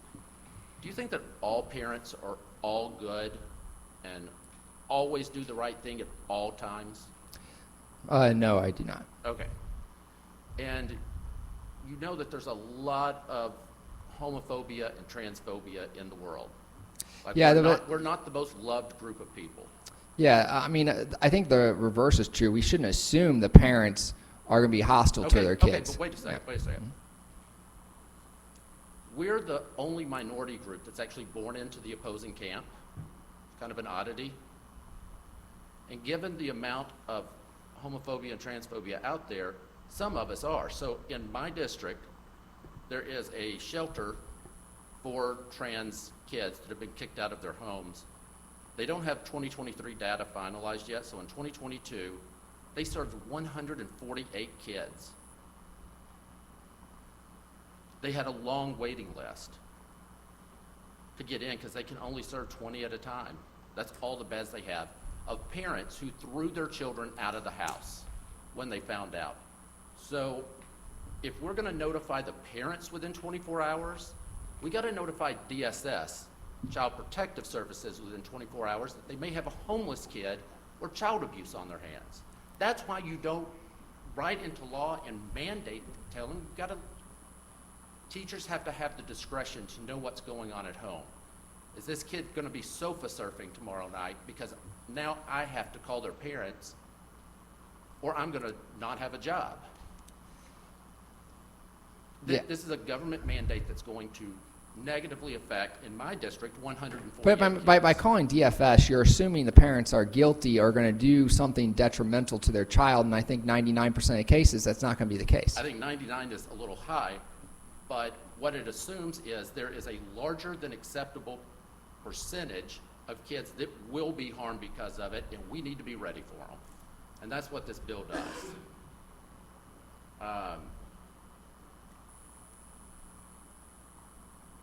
We're going to, somebody that works for a school district and Chris comes up to him one day and says to somebody they trust at the school, "Mr. Johnson, I don't have anybody else to turn to. I think my name is Chrissy. I think that's who I really am." And that employee wants to be supportive and caring and says, "Chrissy, let's talk about it." By saying that word, that person is now prohibited from working in any public school in the state of Missouri for 4 years. Well, I mean, like, they shouldn't be. They shouldn't be. The teacher should not be changing the name of any student. That you're born with a name, and that is your name unless you legally change it. The name somebody gave it to you. Why? Your parent? Yeah, I mean, your guardian gave you that name. So, and that is your legal name. And to just because a student wants to change their name, so in that they don't have the authority to change their own name until at that moment, you want that teacher, that employee to notify the parents. To say, "Oh, excuse me, Chris, I got to go call your parents now and out you. Here's the address Absolutely, to the I do. shelter that you can go to tonight." I have never met someone who is going to kick their child out of their house. Do you And want to go meet 148 children in my district? I who know, had I'm it not happen? saying it would never happen, but I'm saying it's rare. 148 times. Senator, this is real. This isn't make-believe. This isn't, leave it to Beaver. And, this is real and life. how many more kids would be helped by their parents knowing? Like if Then leave that to the discretion of the teachers who know the families. so Who know the family. You want local control? Let them have local control. Let them figure out which parents are going to harm their kid if they hear this, and which parents are going to be supportive. But you're mandating across the board, regardless, that every parent must be notified. Every parent just like doesn't they have to even- be just like they have to be notified if they take an aspirin. Okay, Just and like they that- have to be notified to that- go on a field trip. Just like they have to be notified that's for. offensive, Senator, to compare coming out of the closet to taking an Advil is offensive. That is coming out is one of the hardest things you can do. And you do it on your timeline. And not all parents are going to be supportive. But many will be supportive. They will. And it would be better God for love them them. to know than to not know what's going on at their school. And if we had local control, that teacher could make that decision. But now we're mandating that the bad parents be told. But the reverse is true too. I mean, like, The reverse would be true Like- without your bill. I meant like as far as teachers pushing an agenda on a child that otherwise might not. What if the kid says, I'm not ready for them to know just yet, and here's why, and they have a reason why? It's not the right time for my family. I want to hold on to this for 3 more months, and it just be mine. Sorry, you told me. The legislature says I have to, or I'm going to be fired from my job, and I can't work in another school for 4 years. This is just, there's 148 kids in my district who don't have a home. They live on the street, if not for this one loving place, because of bad parents. 148. And I don't think people realize it. I don't think people appreciate it. I think people appreciate how hated we are sometimes. And you can see it in this building today with 7 anti-LGBT bills being heard in the House, 1 here in the Senate, and this happens every year. We have this day every year, and it's exhausting. So we're going to go back and forth, so one in favor and then one in opposition. So in If I support. could have Marty Bennett be the first witness. Okay. Please come forward. Remember to fill out a witness form.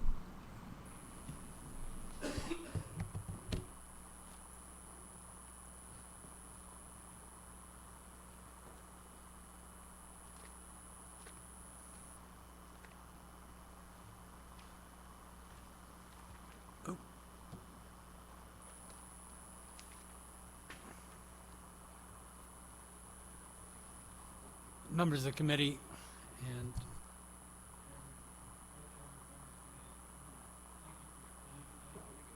Sir, to the mic, please.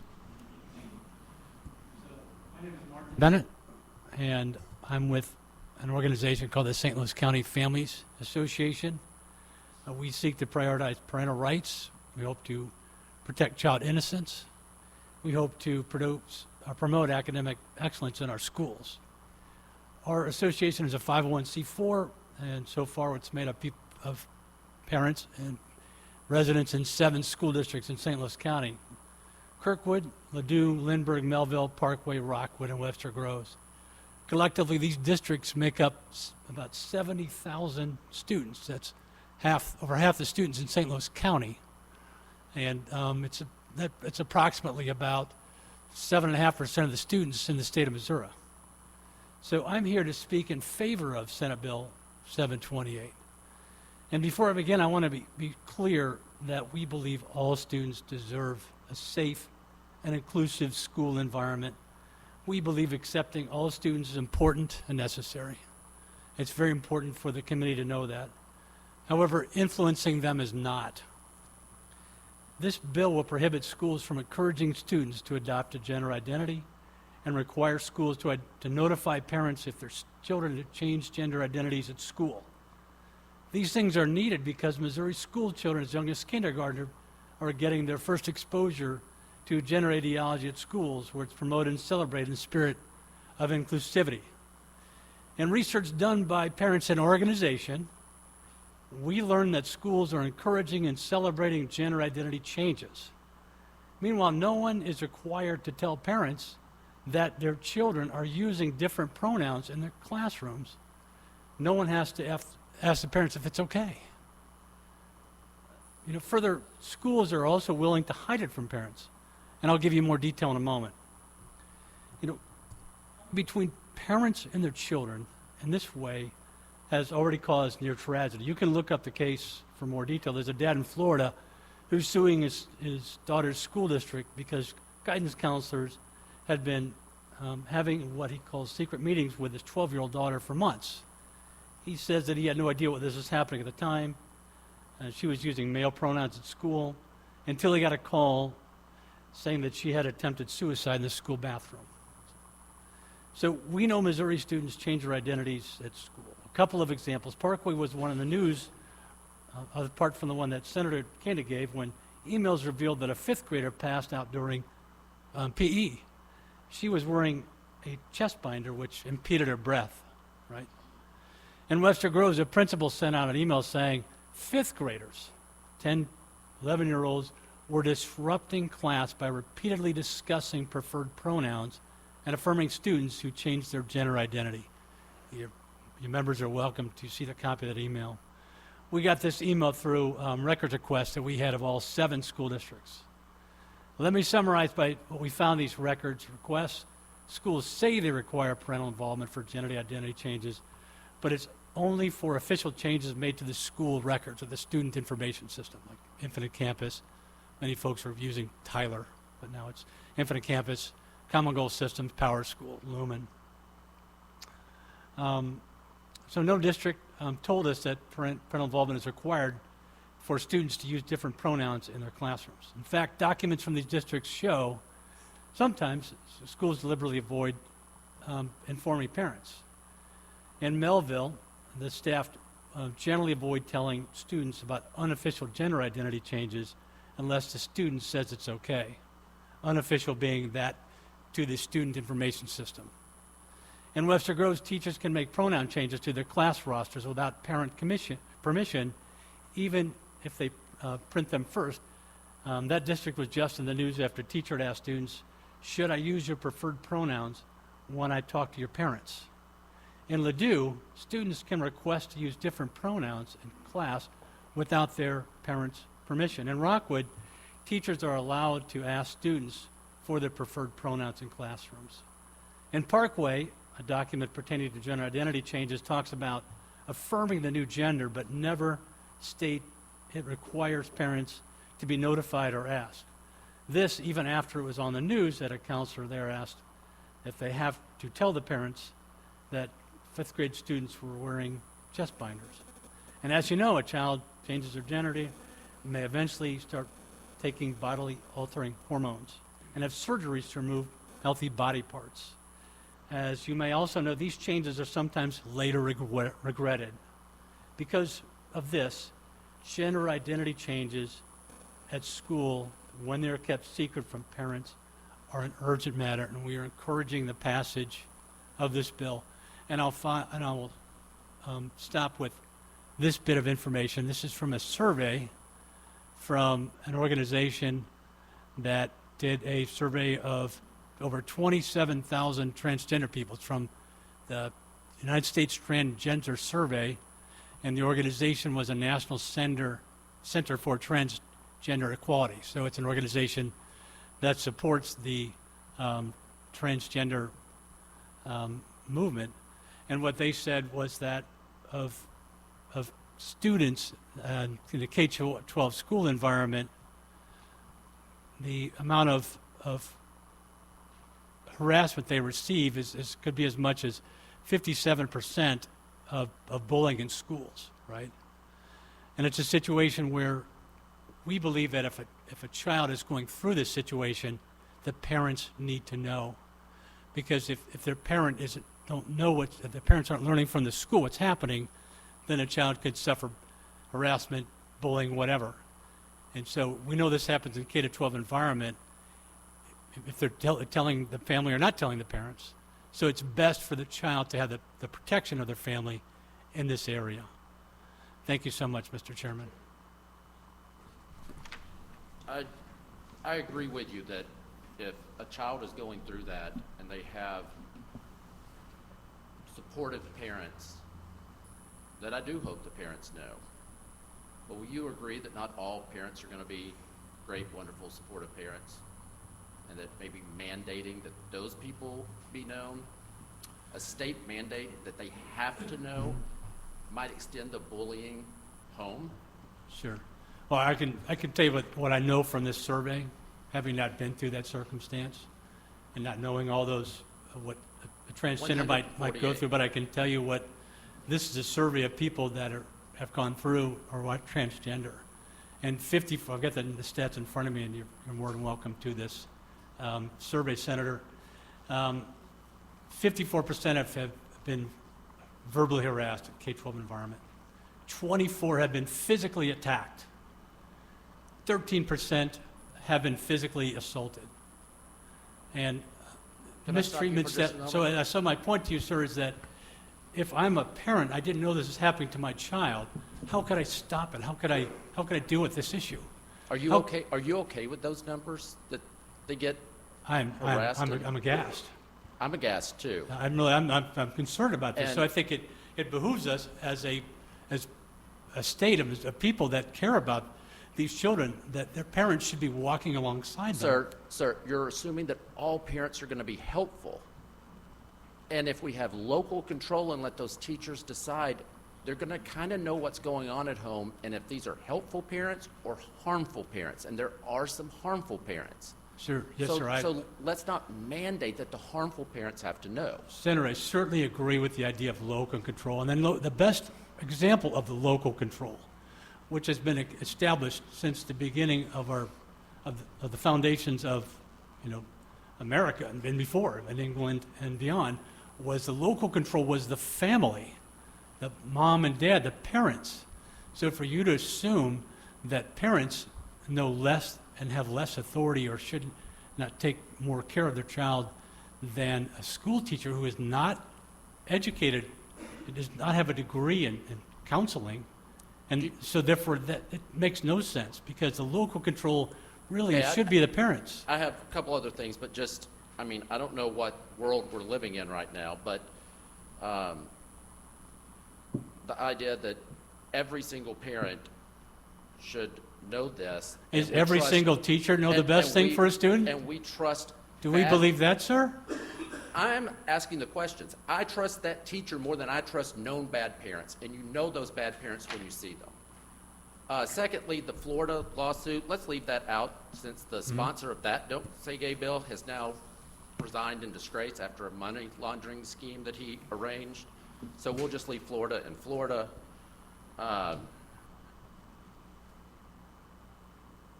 There was something else I forgot.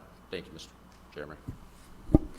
Now, thank you for your testimony. That's one thing as a parent, I hate hearing, this overarching indictment that parents are all bad and all of a sudden teachers, know best, when that's emphatically not true. A teacher that has 1 hour a day with my child, when I've reared this child, and realizing that some teachers do have agendas.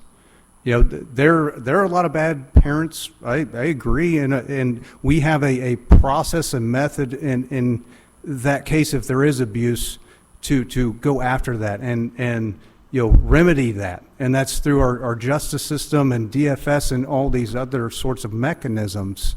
But to say that we're going to allow and continue to allow these school districts to subvertly undermine a parent's right to know what's going on in their school and their education, I can't believe we're having this discussion, that we all of a sudden are the bad guy, thinking that parents have the right to at least know hey, what my son or what my daughter what they're going through, what they're experiencing. And I think it's to the detriment of the child if we allow these sorts of policies to continue to occur. And that's what I believe this remedies. Well, I really appreciate that, Senator. I can tell you that in the Kirkwood School District, sexualization of children is rampant. And just in the school yearbook, which used to be the pride of our community, that's because I went to school, and as some of you might saw Senator Gibbons walk in and out. He went to high school with me a long time ago, Senator Gannon, about the same time you were in high school. But it's a situation where they had a school yearbook where they were promoting sexuality to kids and normalizing sexual activity to children. Right. And guess what? Kirkwood School District has Kirkwood High School rather, has 45 fewer students than it did before. So what's happening to public education is that we're having fewer people enrolling in St. Louis County public schools. That's bad for public schools. It's not helping us in St. Louis County. If we have a war between teachers and administrators and parents are going to win every time. And we're seeing that by having lower enrollments. 4 years ago, Kirkwood said they wanted another school building. It was defeated. And guess what? The number of students that they had said was going to happen not 4 years ago is about 500 students less, despite all the knockdowns that have occurred in Kirkwood. So I know, Senator Beck, you've driven through Kirkwood, and you can see all the knockdowns that occurred. Well, those folks are putting their kids in private schools now. And to have this, public schools are going to not listen to the parents, and parents and public school teachers know better than the parents.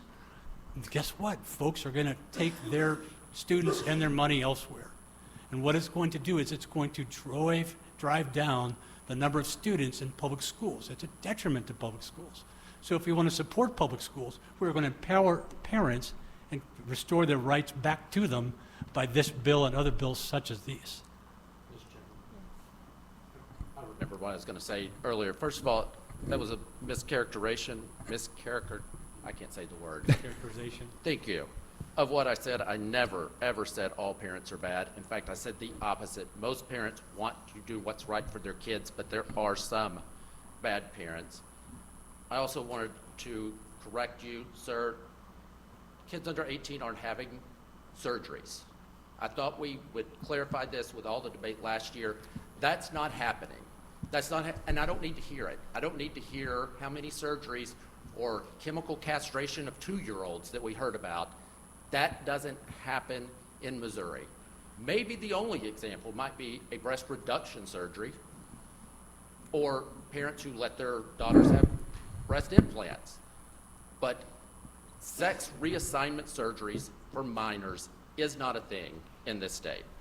Sir, I'm going to point you back to the survey from an organization that is supportive of the National Center for rights. Transgender Equality, whose executive director is Mara Kiesling. I will call her and ask her about your survey and see how we're characterizing it. I'd be happy to provide it to you, sir. And I will. No, you don't need to provide it. I'll find it and I'll call Mara and ask her. Great. Thank you, Mr. Chairman. This is from 2015. They're coming out with a new survey, and it says not so much for children. I'll grant you that.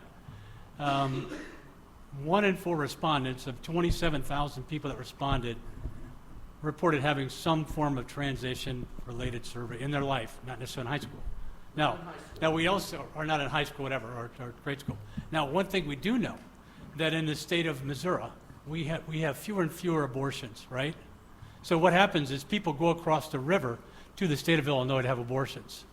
So therefore, if we limit the taking of, or having surgeries or taking pills in Missouri, it doesn't keep people from driving across the Mississippi River.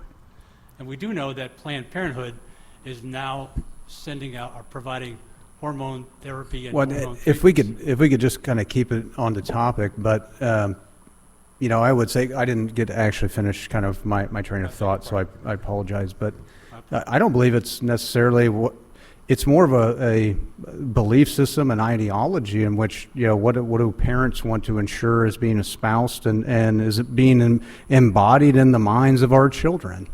I mean, a parent knows and rears, it's their children, they gave birth, that they've reared, and that's honestly, I believe it's the warfare of the mind is what we're really discussing here. It's not whether or not, it's anything to do with surgeries. That never, I didn't hear anybody give that testimony. But it's a warrant of the mind, and who's going to control where the direction of the mindset of our children go. And I think that's the concern of parents.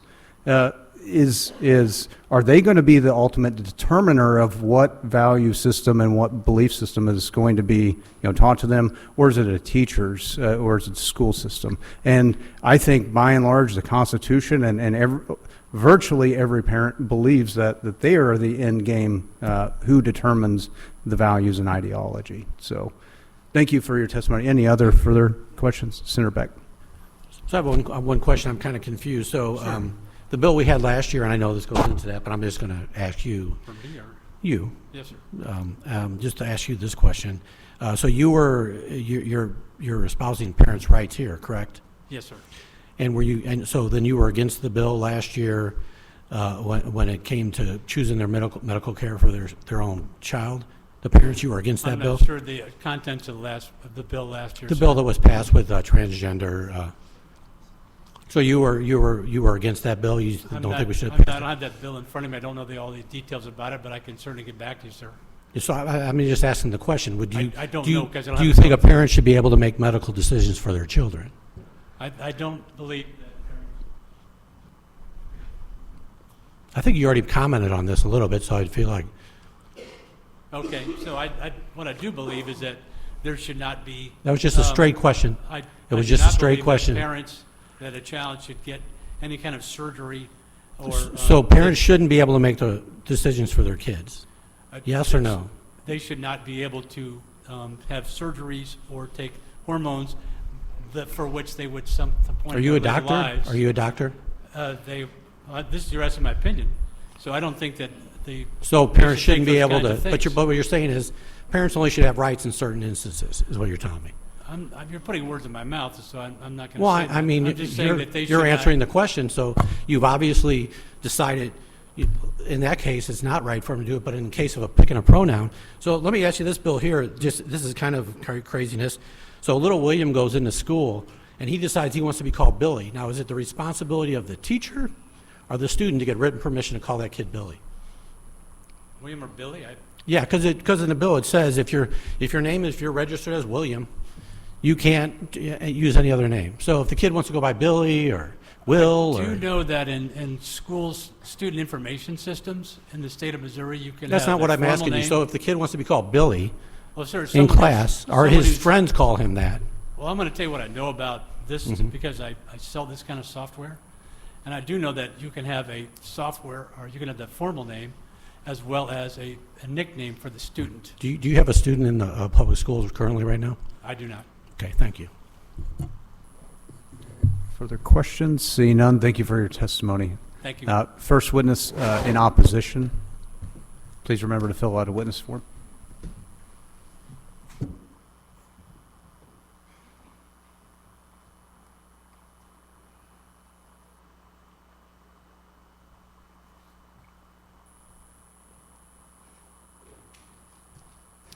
Good afternoon, Mr. Chairman and committee members, and thank you for allowing me to be here. My name is Dr. Susan Shelby. I have a deep experience, training, and education in the molecular biology of disease. I'd like to discuss natural gender variability in the human species that accounts for approximately 2% of the population.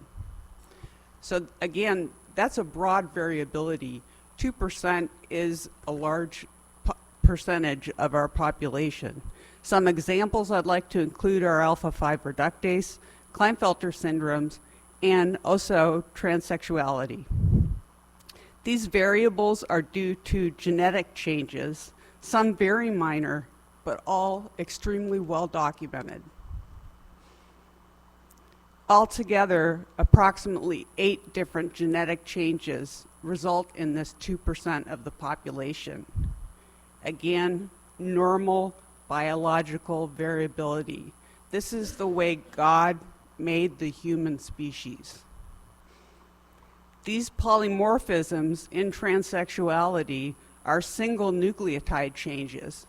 Remembering back to high school biology, that's ACTG, just one DNA letter changing, and this is occurring in receptors. What are those receptors for? Well, interestingly enough, the receptors for estrogen, the feminizing hormone, and for testosterone, the masculinizing hormone. That's what's occurring in transsexuality. These changes, these genetic polymorphisms, have been well measured and occurring in the brain. This is not a mental health.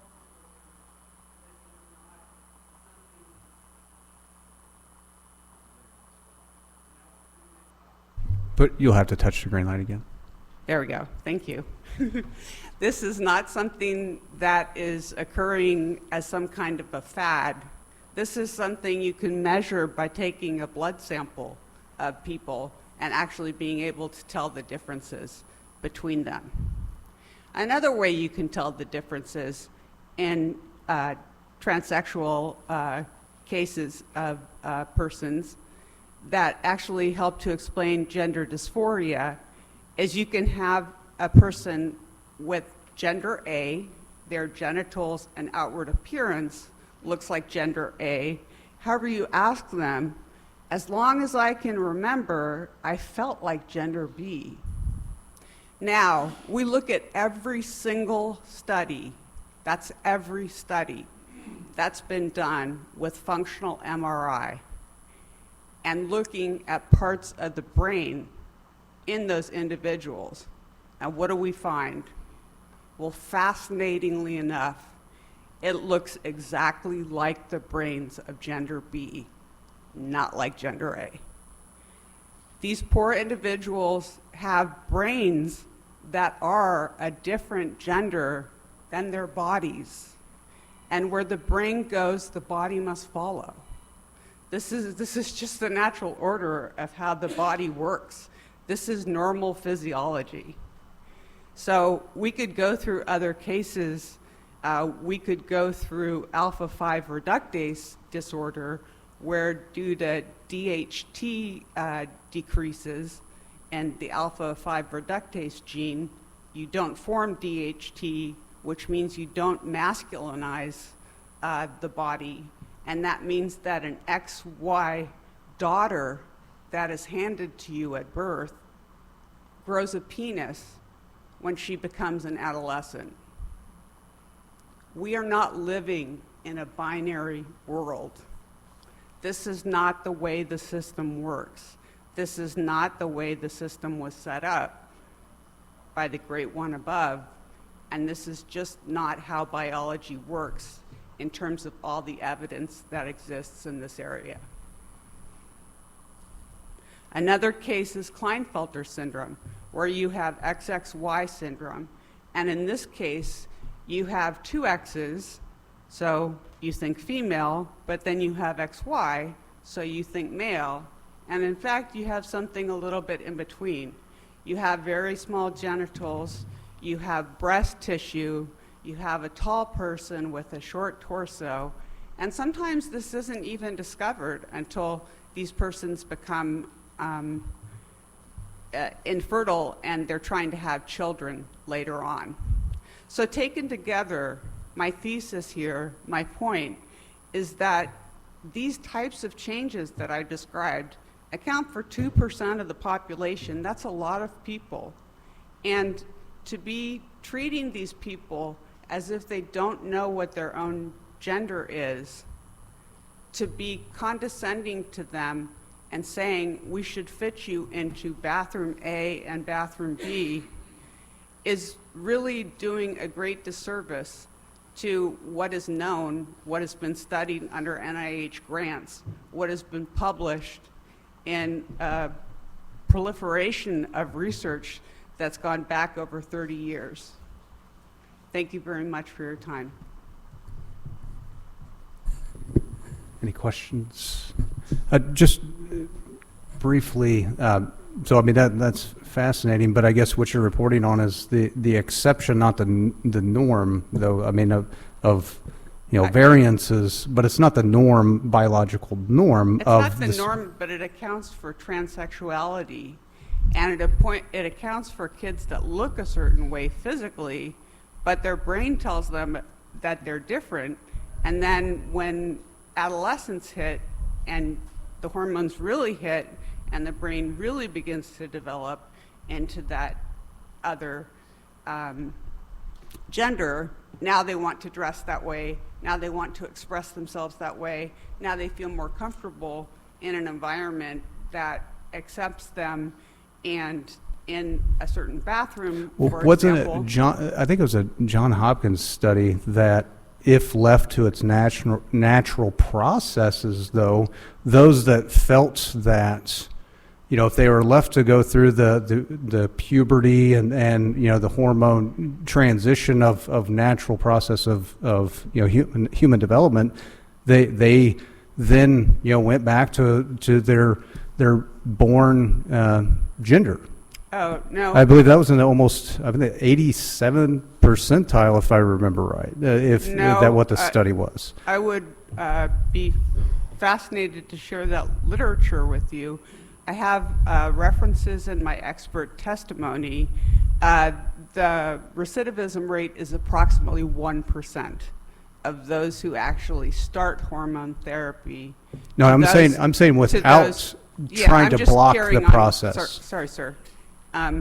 For those who start hormone therapy and feel certain of their gender and would like to make a gender transition, okay, understanding that in all of these cases, Klinefelters, alpha-5 reductase, etc., it's start with a pediatrician, treat with hormone replacement therapy, have a psychologist on board, have a plastic surgeon on board. Okay, so okay? now we're dealing with a deal with teachers and people. I understand. So And my point- hold on, let me finish. So Sorry.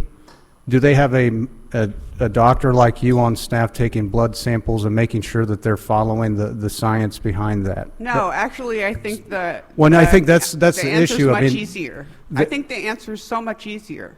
Why don't we respect? Respect starts from how do we actually show that and demonstrate that as role models? Why don't we respect the children and actually accept what they're telling us about the genders that they are? Are you a parent? Yes, I have a trans femme daughter. So when your daughter was younger, I have 5 children. I know rearing them up, if I would have left them to their own devices on a numerous decision making, they would have played in the street. They would have done things that would have been to their detriment. So Of course, when my trans femme daughter came out to me, telling me that her name was no longer Trevor and that she felt more like a she, I decided to respect and acknowledge that decision because I trusted and loved my daughter. But if your daughter wanted to at 4 years old, go play in a street or literally walk down a sidewalk by herself. That's a safety issue, sir. Those are apples and oranges. Well, I mean, the health and safety and well-being is a well-rounded approach, regardless if it's playing in the street or their physical well-being. Yes, but in alpha-5 reductase, we start those children at 12 years old on hormone replacement therapy. So, but without the hormone replacement, I guess that's the thing. If you were to leave it to its own devices, as the studies have shown, the reverting back to the. I can get the study. We'd be happy to provide I'd love to for this. you to share that with yeah, me. absolutely. Actually. The first thing I did when my trans femme daughter came out to me as a PhD postdoctoral fellow who has 27 years in the pharmaceutical industry studying the molecular basis of disease was, of course, to perform a very thorough literature search. Yeah. Well, I guess my opposition to allowing children to decide for themselves. If you go down that road and allowing children to decide for themselves on that, then you lead into real potential harm for children if they're deciding all these other factors in their life. And parents are to be the protector of that psyche, especially when. Thank God in our case, for my daughter, for my trans femme daughter, that I was a safe place for her to come. Right. Thank God, because somebody talked earlier about suicidality. The suicidality numbers in these populations are terrifying. It's 41% suicide, attempted suicide, suicide, or suicidal ideation. And the lifetime burden of depression is 90%. That has everything to do with how we, as a culture, are treating these people. Okay. Questions? See none, thank you. Oh, I'm sorry, I didn't see. Proceed. Thank you for your testimony. And please correct me if I'm misunderstanding, but what I'm hearing you say is that this is not a decision, right?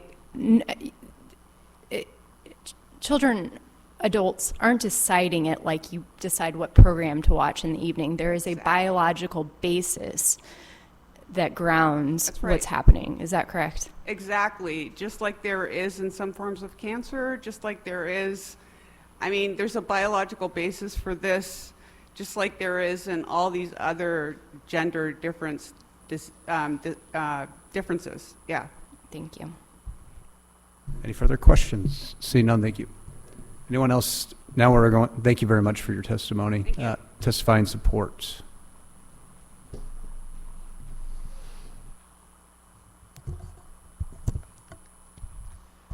Good afternoon, Mr. Chairman, members of the committee. For the record, James Harris, registered lobbyist representing the Opportunity Solution Project, here to testify in support of Senate Bill 728, which I thank the bill sponsor for bringing. I wish we had a little more. There was a time when I grew up, I'd say young, where there's a little more common sense, and maybe bills like 728 wouldn't have been needed. But there's a lot of changes going on in society. A lot of them, some we like, some we don't. And I guess the reason I think this bill is needed is to help empower parents. I wanted to give a few examples in Missouri of items that I would submit might be questionable. But even if you think they're not, actions by teachers or staff, just imagine if something you really were concerned about, and if you didn't have SB 728 as a recourse as a parent to get more information, etc. And this is not banging or attacking any schools. This is just a couple articles I wanted to reference. The first is from the Webster Groves School District in their math program, where they started including they, them pronouns in math. Another one, this is again Webster Groves, no more from Webster Groves. This is not an attack on Webster Groves. Their chemistry teacher at the Webster Grove High School asked students to provide their preferred pronouns and asked if contacting parents, guardians, should the same name pronouns be used by.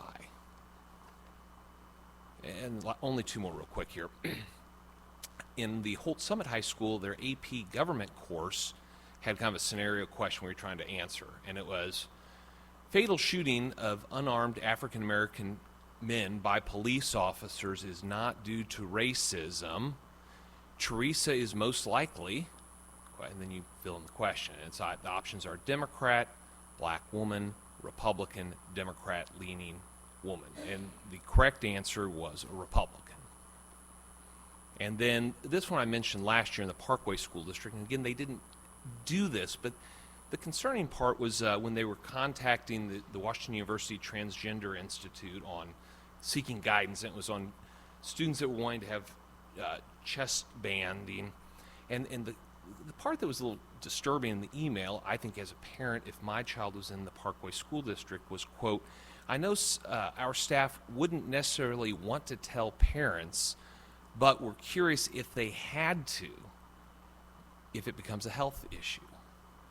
Now, when I grew up, none of this crap or stuff, sorry, my language, stuff would be going on. If you look in SB728, sorry, I think on page 1, the first couple pages, it's really hard to object to. I mean, lines 17 through 19, the right to inspect materials, line 22, the right to know what their child's being taught, etc. As you go on, there might be some other concerning points, but overall, this stuff is really just trying to help parents that want to be a little more involved, and hopefully, I think the vast majority of teachers work with parents. There is a difference, I would submit, in rural and areas than the suburban areas. Like I grew up in Washington, Missouri, knew all my teachers, my parents knew my teachers, we played sports with teachers and their kids, and I've been blessed with my children in our parish school in Jefferson City that same thing, we see them at church, we know them all. I think when you get in the suburban areas, that's not always the case, and maybe that's where some of these problems arise. So maybe having Senate Bill 728 might be a way to help parents that want more information, to know what's going on, a more easy way to access that information. And with that, I'm happy to answer any questions. Thank you for your testimony. Any questions? Seeing none, thank you. Anyone to testify in opposition, please come forward. Remember to fill out a witness form. Thank you, Mr. Chairman. Members of the Education Committee, thanks for having me today. My name is Dr. Andy Sherman. I was a school counselor for almost 15 years. I've been a school counselor educator, and I'm currently the coordinator of a K-12 school counseling program in a suburban school district in Kansas City.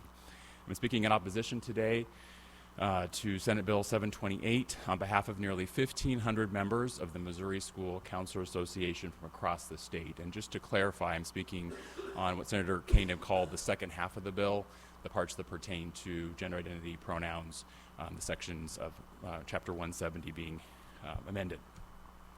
It is never more important than it is in schools today that we work together with parents and guardians in the education of their children. This is particularly the case with some of our most vulnerable students, including lesbian, gay, bisexual, transgender, queer, and questioning youth.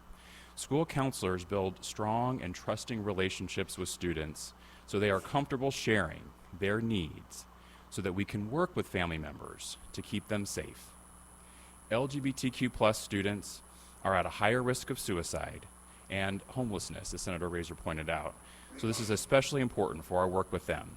The ethical code of school counselors compel us to partner with parents and guardians as they support students and to recognize, and I'm quoting now from the American School Counselor Association ethical standards, their legal and inherent rights to be the guiding voice in their children's lives. All school officials are required by law to ensure student safety. As I sat with students who were afraid their parents would reject them based on their sexual orientation or gender identity, the last thing that I'd want to be doing is to further burden them with an arbitrary 24-hour deadline by which I need to out them to their parents. I want to fully focus on supporting them and keeping them safe and to empower them, to empower the students themselves to tell their parents, to share with them about their identity and about their additional struggles and successes. And I want to talk a little bit about these what I believe to be misconceptions about gender identity and pushing an agenda. The idea that school officials are somehow encouraging students to adopt a different gender identity, in my opinion, represents a fundamental misunderstanding of gender identity. And Senator Arthur's questions about the biological nature really speak to that. That's not what school officials are doing. We're trying to create a safe place for students so they can be themselves, they can healthfully explore their identities with a supportive, trusting adult. I hope that adult is at home. I hope they can go home and find that trusting adult. We need to have schools just in case. If this bill passes, children will not as freely share with school officials about their struggles. This will further endanger the lives of students who are already at higher risk of harming themselves and dying by suicide. To protect vulnerable children, to show compassion to them, and allow them to share about their struggles and concerns with a trusted adult in school, I urge you to oppose Senate Bill 728. Thank you. Questions? Oh, Senator Rehder, proceed. Andy, it's good to see you. Good to see you, Senator. Good to see a friendly face sitting down there. I'm going to try to craft a statement and just see if you agree, just true or false. A kid comes to you and discloses, they see you as a trusted adult. They disclose to you that they think they're gay, lesbian, bi, trans, whatever. You may know that they have very good parents at home and recommend that talk to mom and dad about this. You may not know, or you may know that this is going to be bad at home. Most of the time, you are probably going to fall in the good or the I don't know. But the percent that is this is going to be bad is larger than we would be comfortable with. It's not the majority. It's not 49%, but it's larger than we're comfortable with. True? True. Okay.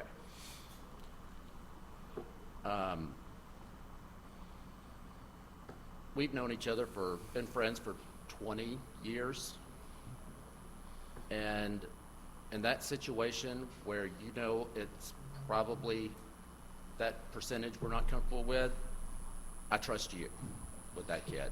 And I thank you for what you do. Thank you, Senator. Further questions? Seeing none, thank you very much. Thank you.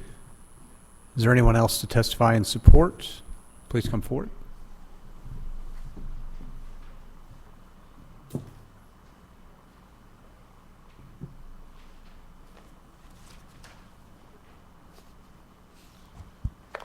Good afternoon, everybody. My name is David Stokes with the Show Me Institute, Missouri's free market think tank. I'm here testifying on, there's a colleague who's more knowledgeable on the subject than I, who couldn't be here today, so I'm here to present. I'm going to be extremely brief, as part of we have full written comments along with the witness form that I've got here, and we have copies for every member of the committee, so I hope it'll be passed out and distributed to all of you. Really here to focus on the Parents' Bill of Rights and the transparency aspect of the bill. Again, we go into much more detail in our written comments that we have for all of you, but we strongly support the throughout local government and state government in Missouri, the issues of public transparency and sunlight, let the sun shine in, as it says. We think that leads to good government in every way. And for here, the parts of the bill that sort of put in statute guaranteeing that parents have a right to see their children's curriculum, preventing non-disclosure agreements, and requiring the reporting of safety incidents as within a designated time period. We think these are simple, common sense transparency improvements that will benefit everybody. We think this Parents' Bill of Rights will help to ensure that promises and representation about K through 12 schools are verified, and that's a needed improvement for parents, taxpayers, districts, and the state itself. We would say let the sun shine in, and with that I'm done, and thank you for your time. Senator Beck, proceed. So I'm assuming with your statement that anywhere taxpayer dollars would go, you would want these exact same accountability measures where let the sun shine in, all the measures that are in this bill you'd be fine with going wherever there's taxpayer money being spent? We certainly think charter schools, public schools, absolutely. As for the question of private schools that may get ESA money, I would say that's a tough question. I'm not sure I'm okay with that, but I'm also happy to admit that it's a great question and a fair question. Yeah, I think it is a very fair question. I would love to have this conversation with you because I would love to have this and we could have a good conversation about what we think that when we look about accountability. Because I was looking at some of the Show Me Institute and some of the things I was surprised about. I know it doesn't have anything to do with this bill. But they suggest one of the positions they took is everybody should have to pay property tax. Everybody should, you shouldn't be able to get out of your property taxes and stuff. It should be a fair process. So I actually like some of those views, and I'll get with you after this meeting. Maybe we can talk about this possibility of accountability of all taxpayer dollars. Well, the property tax question, that is my area of expertise. There you go. Yes, I do think that the property tax base should be broad, and we need to be strongly limiting the certain deals certain groups are getting. I appreciate that. Thank you very much.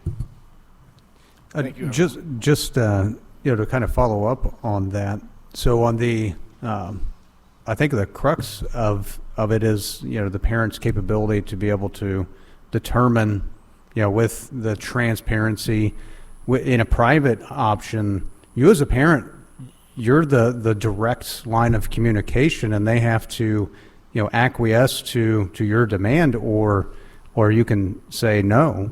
Where in a public, institution, as we're hearing even from this testimony, I mean, the parents are, basically the adversary. They're the ones that are hindering the students' growth, and the parents are basically the problem.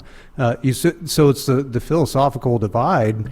I see where the private solution is the parents are the direct, direct, where on the public, that's not the case. And it's almost like the want and desire is always to circumvent that. Just solely speaking personally, yeah. If my children do go to private school, and if I asked for curriculum information or any of those things, and it wasn't given to me, well, then I'd be strongly inclined to switch to a different private school. Yep. And I think people in private schools have that choice. People in public schools don't necessarily have that choice and that option. Well, I have 5 kids, 3, went all the way K through 12 in public ed, and 2 that are in private. Now, when I went to the private school, I asked what kind of curriculum. Heck, they couldn't wait to get the textbooks out. They couldn't wait to show me the workbooks, that they're doing a classical liberal arts type of curriculum, and break everything down to the umpth degree exactly how they're going to do that. But then a school district that I represent, people want to know what's even in the curriculum. They sunshine it, and the school district comes back with a $120,000 price tag if you want us to be able to put forth and show you what curriculum we're teaching your children. You see, that's the need and desire, with that. It's because they have to acquiesce to the parent or they lose, where the public option, see you later. So that's why I think this is necessary. And that incredibly high price tag is something that some of my colleagues have seen as they go through sunshine requests for school districts and other government agencies in Missouri. Sometimes, in a way to try to shut you down, they attempt to charge you exorbitant fees. Well, not just that, and plus also the proprietary type curriculum now that they're getting, that they just basically say, well, we don't care if you want to see it or not. It's because it's proprietary. You can't see it. It's copyrighted. So, I mean, there's a lot of other things that I know that would never go on in a private school because of the very. So I just wanted to delineate between the two trains of thought. So thank you for your testimony. Thank you, Senators. Anyone to testify in opposition, please come forward. Remember to fill out a witness form. Mr. Chairman, members of the committee, Otto Fajan on behalf of Missouri NEA. We'd speak in opposition to Senate Bill 728, and particularly the portion, not the Parents' Rights Act, but the portion that's really relating to Chapter 170. Want to remind the committee that there is very profound concern. I think Senator Arthur really articulated it. If you have those provisions in the bill, it's going to have a further impact on the ability to recruit teachers into the profession, into the classroom, and to keep the teachers we have. Either if you keep the piece that has essentially self-enforcing provisions of state law saying you have to send a message to the parent within 24 hours under 100% of circumstances, or if you have civil lawsuits, the Attorney General, lifetime loss or loss of certification, being fired, all those consequences attached to that are going to really make teachers look at that and say, I don't know if this is any more the place I want to be. But there's a more profound problem that this bill will have just beyond that, and that is this. You are really putting kids at risk. And this has kind of been alluded to by some of Senator Rehder's commentary. Bear in mind that ministers, doctors, nurses, teachers, they're all mandatory reporters under Chapter 210.115. They have a professional duty to report suspected child abuse or neglect. And in many cases, once they have familiarity with children and their families, they'll know they may have made hotline calls. They may have had a professional obligation to make that hotline call. If they then have a child who tells them something that under this statute They are required to report immediately to the parent. And under this statute, they either go to jail for failure to report, a Class A misdemeanor up to 1 year in jail for failure to report when your professional judgment demands you report child abuse or neglect, or they do report. So now, are they going to have to make simultaneous calls to the Children's Division to say, I've just been compelled by one statute to inform a parent of something that I have in my professional judgment I expect will cause harm when the child returns home? And so we have a serious concern for the safety of kids in situations where mandatory reporters deal with this situation every day in the schools across the state. And secondly, as Senator Arthur articulated, we have a long-term challenge. You know, your all's first sworn duty is to uphold the Constitution, and your number one duty is to make sure that you establish and maintain our public schools so that we can maintain self-governance within this state. And so we are teetering on the brink of not being able to sustain the quality teachers in the classroom. There are so many pressures driving teachers away. Experienced teachers leaving, teachers saying, this is my last year. Teachers telling their kids not to go into teaching because they're so concerned about all the pressures that teachers face. Don't add this to that list. With that, I'd be happy to answer any questions. Questions? See none. Thank you. Thank you, Mr. Chairman. Anyone else to testify in support? Okay. Testify in opposition. Please come forward.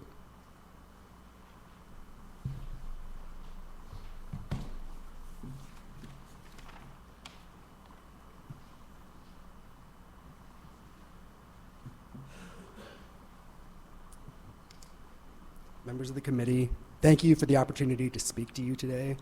My name is Charlie Adams, and I'm speaking on behalf of myself.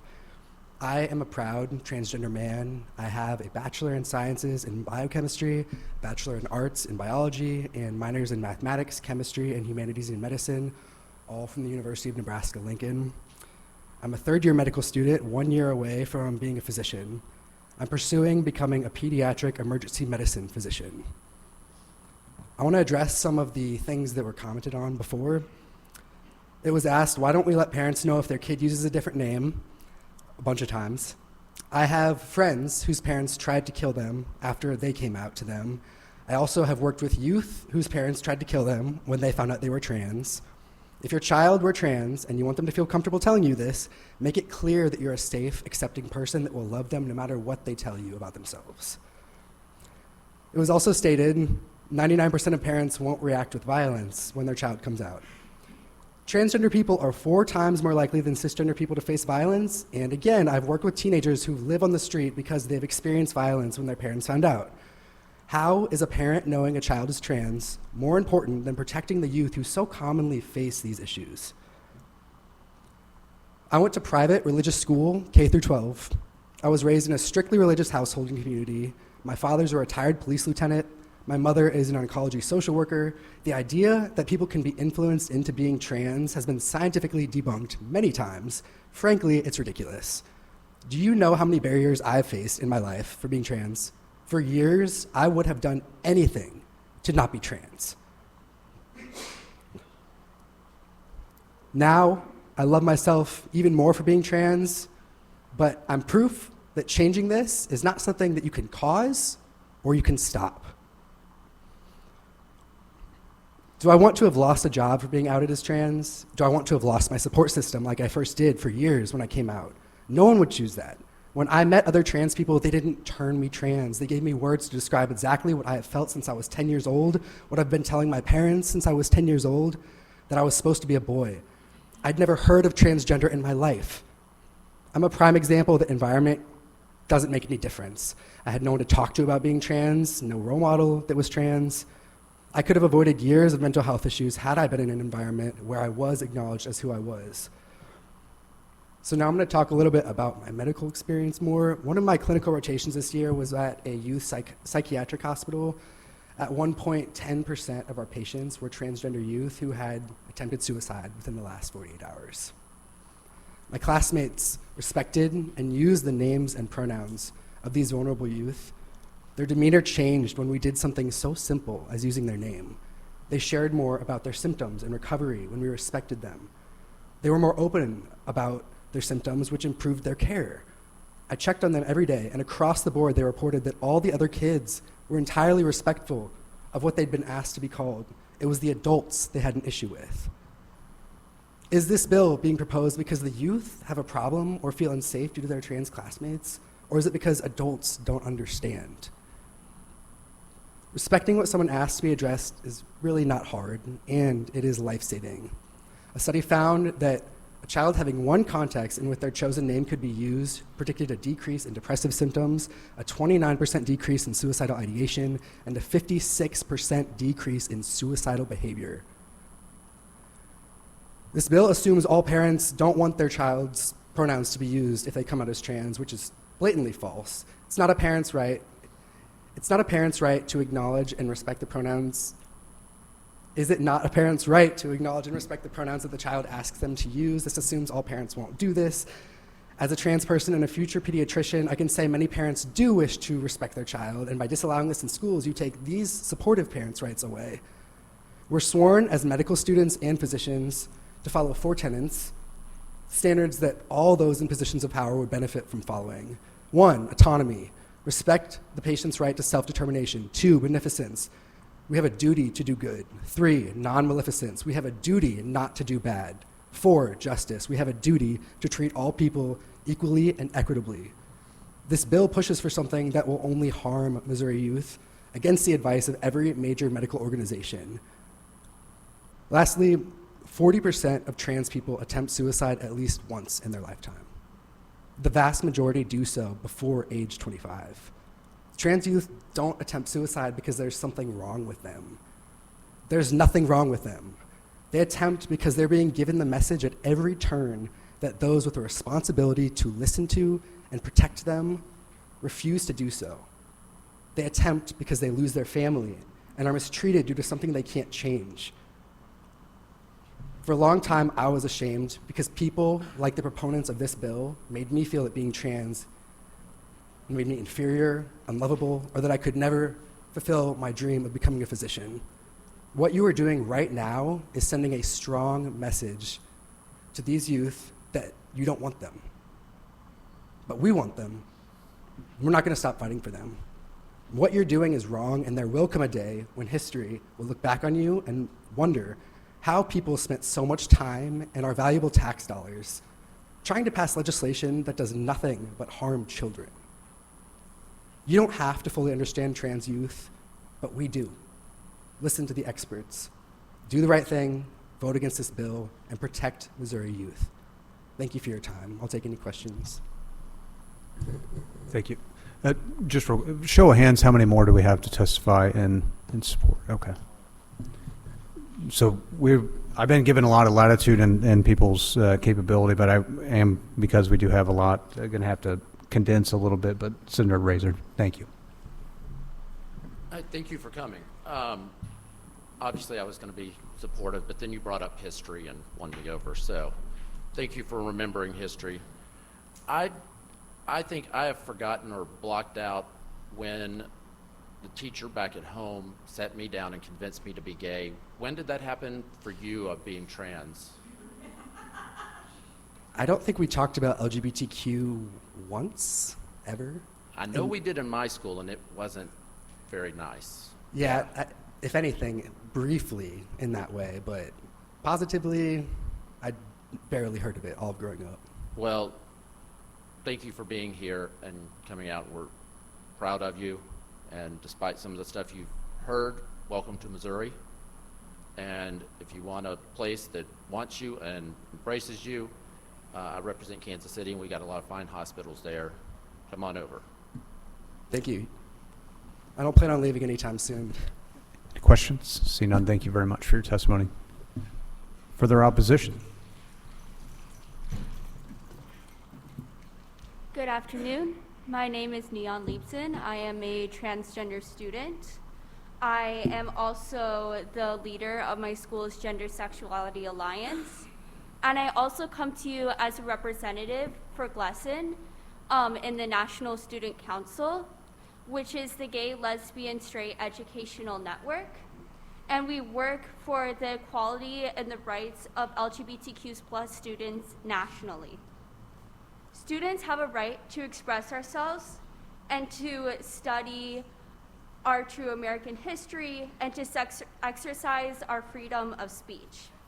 As a transgender student, being able to be open and out at school has been liberating and empowering, and this should be a fundamental right for all students. Furthermore, students deserve the love and protective learning environment that schools provide that our homes often neglect to provide for us. And to force out us as students is to take away our right to self-determination and to bodily autonomy. Having schools be dictated by a fundamentalist and bigoted minority of parents doesn't make our schools safer. In fact, it perpetuates discriminatory and violent ideologies amongst young people and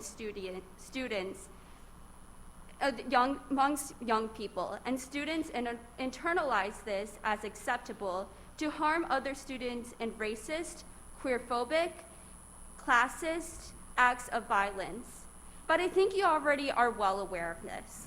Here's the truth. Proposing legislation against transgender students and taking away our autonomy will not rid you of our existence. Censoring our education, founded in racism, slavery, and white supremacy, doesn't make it go away. And destroying our support systems within school will never take away our power as LGBTQ+ youth. We will always find ways to learn, empower, and care for one another. Your hatred will never rid us of our queer existence and our student power. All right, thank you very much for your testimony. We still have so many. I appreciate you coming down, Senator Razor. I just wanted to thank you for being here. You did a fantastic job, and proud of you. Okay. Any other? Nope, see none. Thank you. Further testimony in opposition?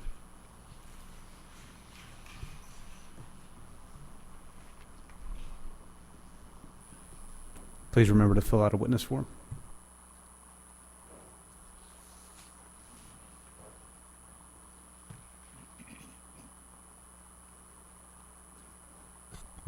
Good afternoon. My name is Jerry Hockman. Dozens of parents and children, hopefully hundreds of individuals, will testify and comment respectively on the personal and emotional reasons that this bill is wrong-headed and harmful.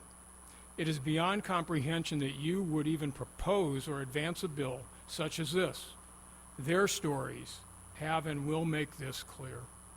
My story is that of a teacher, a principal, and being a superintendent who for almost 50 years has been responsible for implementing laws and policies in schools and organizing training for principals and teachers, and supporting parent organizations and associations that support parent workshops and dialogue for parents.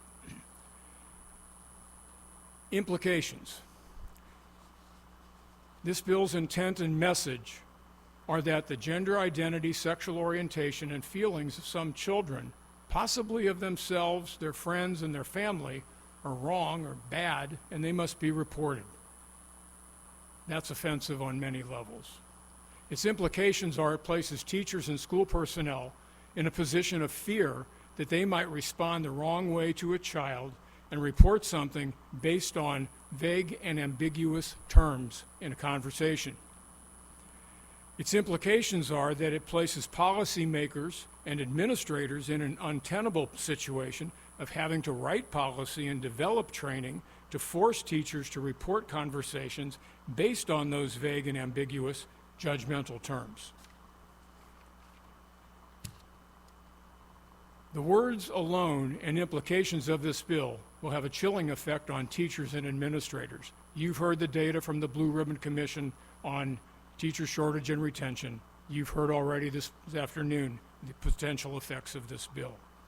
And again, the implication that government sends a message validating negative perceptions about LGBTQ individuals. Since 1954, singling out individuals, outing individuals, denying education or employment opportunity, segregation, and acts of discrimination have been prohibited and under the protection of the law. Definitions of these terms are found in federal law and Supreme Court decisions, and those words are clear and objective. That allows Brown versus Board of Education, Title VII, Title IX, Plyler versus Doe, and others to be implemented fairly. Mandatory reporters are trained and guided by clear and specific definitions. Matters of protecting rights and privacy and safety are all clearly defined. Thank you for your testimony. I appreciate it. I have 2 more paragraphs, sir, please. Words like discomfort and confusion are not clear. And be clear, please. This should be clear. This bill should be dropped. Any attempt to define these terms or any other terms to judge a child's thoughts and feelings is offensive. Placing a teacher in a position of having to judge that child is offensive. Thank you. Thank you for that extra Questions? few seconds. See none. Thank you very much. Anyone else to testify in opposition, please come forward. Remember to fill out a witness form.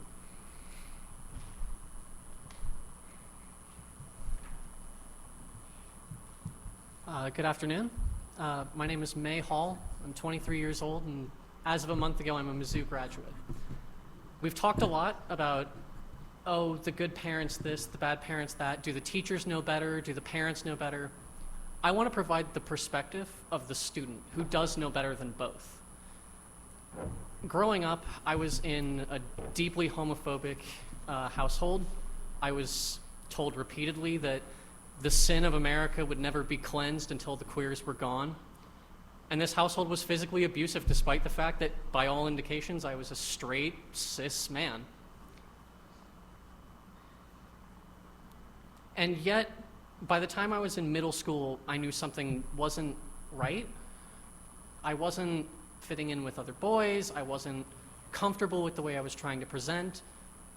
I wasn't who people were saying I was. And I tried to push these feelings down, but eventually in high school, I came out as bisexual, while not telling anyone about my struggles with gender. This led to bullying, this led to harassment, and all the while I knew that when I got home, it would only get worse. I knew that by the time I got home, it wouldn't be jokingly calling me a fag in the hallways, it would be punching me for playing a video game with too many swears in it. It would be slapping me for making too much noise getting something out of the kitchen.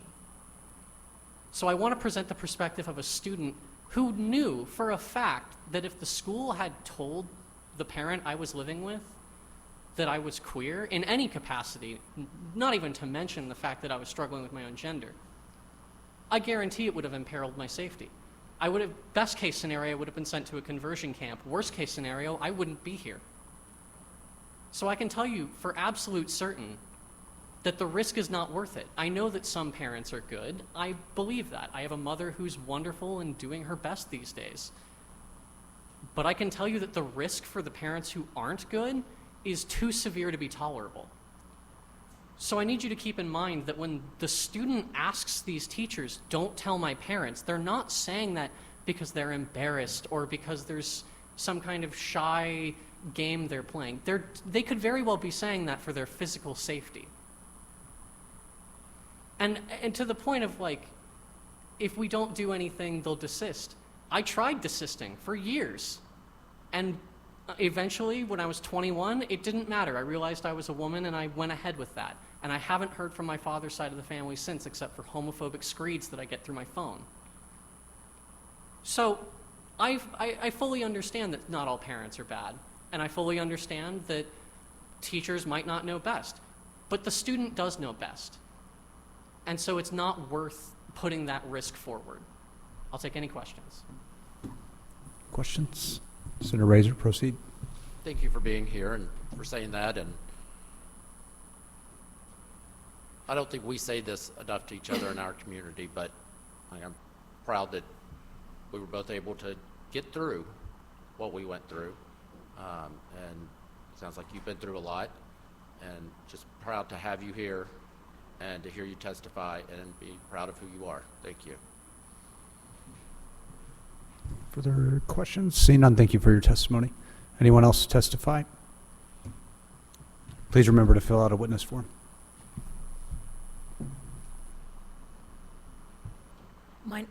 My name is David Lee Brush, and I have 25 years of classroom teaching experience, mostly at the middle and high school level. And the previous witness's words really struck me. This bill is about parents' rights and about how parents and teachers are there. But as I said before this committee last year, students' rights become first. They are paramount. We are not the dictators of our children. We are growing humans, and we have to grow good humans. And as a teacher, one of my biggest struggles was if I thought my students were safe or not safe. When do I hotline? How do I do this? Who do I talk to? Under this bill, it would be impossible for me to be able to make that decision to choose between the livelihood of my family and my future to be a teacher and my mandated reporting, as Otto said in his testimony. I accidentally outed students in the 90s. There are 5 students in my whole career that haunt me. And one of them was one of those young men. We told the parents of one they had been exchanging love letters, and we happened to have parent-teacher conferences.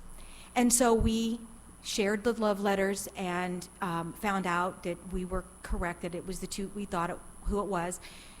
One parent was like, oh my gosh, why didn't you come to us? We love you no matter what.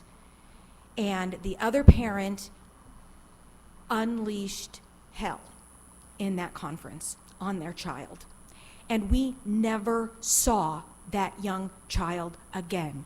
They pulled him out of school the next day, and we never, ever saw Stephen again. We didn't know better in the 90s. Now we do. And it is up to us to do better. And this bill does the opposite of that. I have a trans person in my life that I love very much. And I am so grateful that his counselor at his small rural school took weeks with him to be able to help him sit down, to be able to come out to his parents. It wasn't 24 hours, it was weeks for them to be able to get the language necessary to be able to come out to his supportive parents. This bill, and aside from enumerating a bunch of stuff that parents already have, that Section 170 has got to go or kids will die. I can't put it Thank more you for your clearly enough. testimony. Thank you I appreciate so it. much. Any questions? Seeing none, thank you very much. Thank you. Further testimony?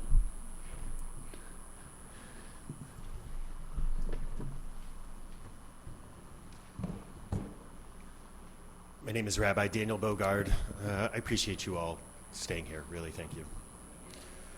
I'm a rabbi. I am a 4th generation Missourian who lives in the house that my grandpa built for us, and I am the parent of a 10-year-old trans boy.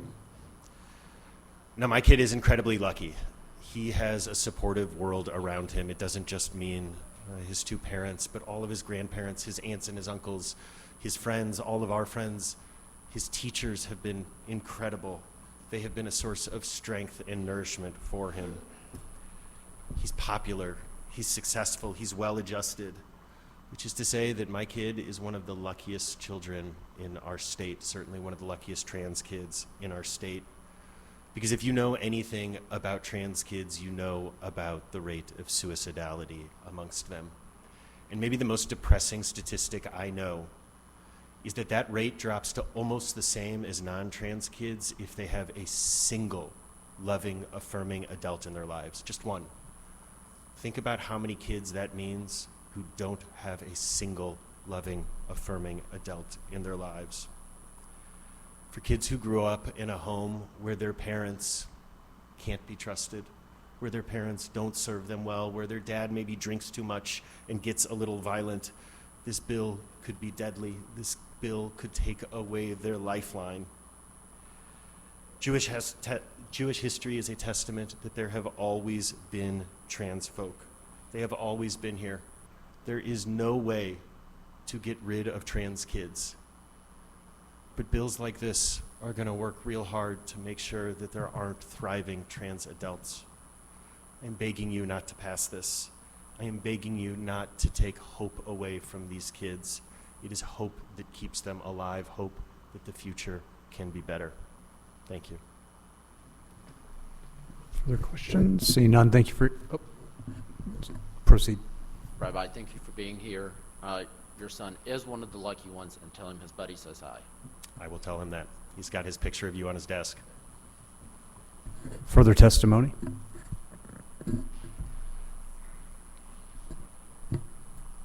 afternoon, Chairman Koenig, committee.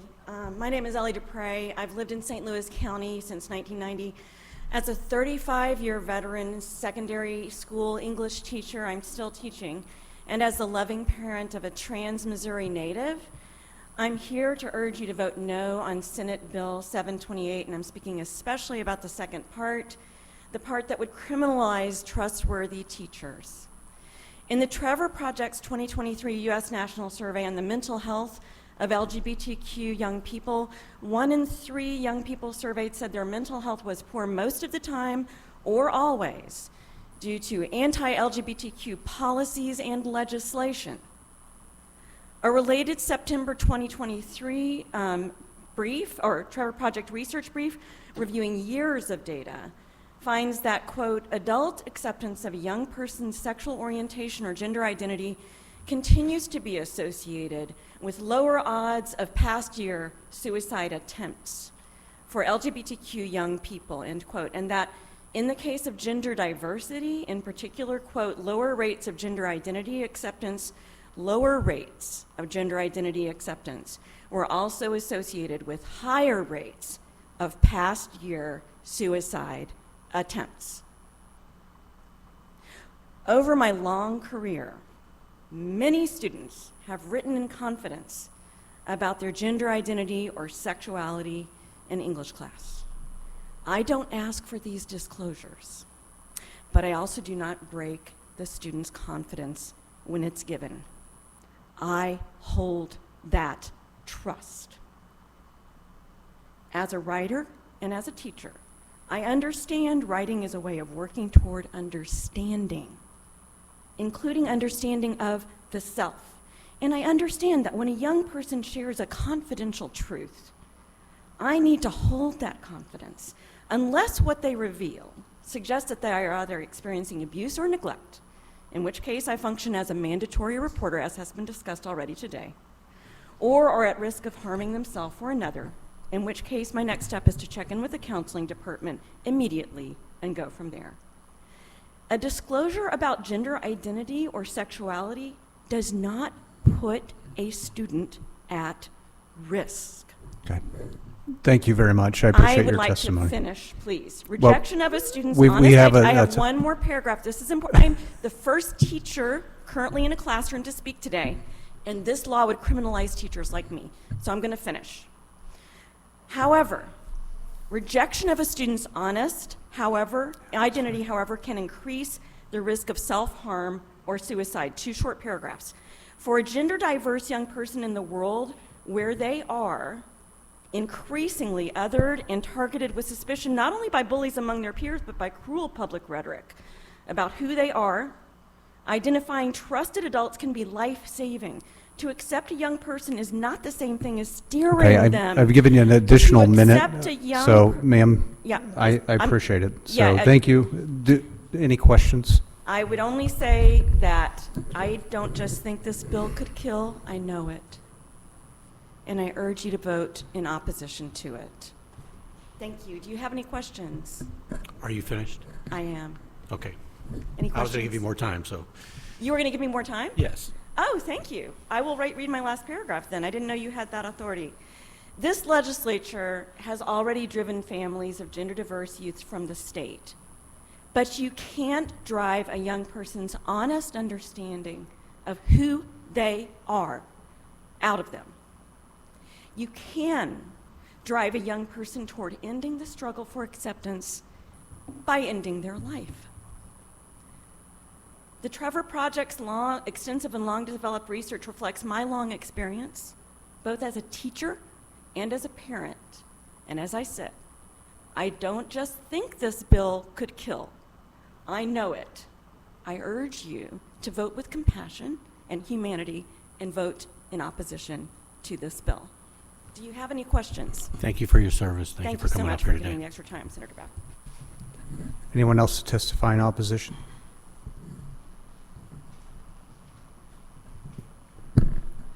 Good afternoon. I'm Reese Holcomb speaking against SB728. A focus on trans students in schools is incredibly harmful and counterproductive to the well-being of these students. I graduated high school last year as a trans student. SB39 and 49 were going through the legislative process during my senior year. I was 15 when I first started to understand that I was trans, and I didn't speak to anyone for the longest time. I spent my years in high school afraid. I was afraid of my peers, of my parents, of strangers. I thought if I said one word about not feeling right in my body, I thought they would hate me. And the first time that I acknowledged these feelings was to a teacher.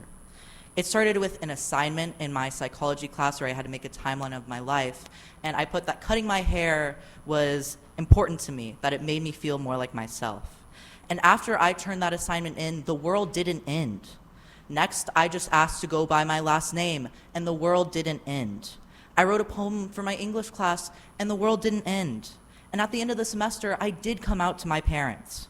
But that process of months that I went through was so incredibly important for my development. If I had to come out to my parents all at once, I don't know how many months, years would have passed before I had that conversation. Requiring teachers to share if a student uses different name and pronouns will not lead to these parents having more information on their kids, and it will not allow these parents to support their kids better. Instead, these kids aren't going to talk at all.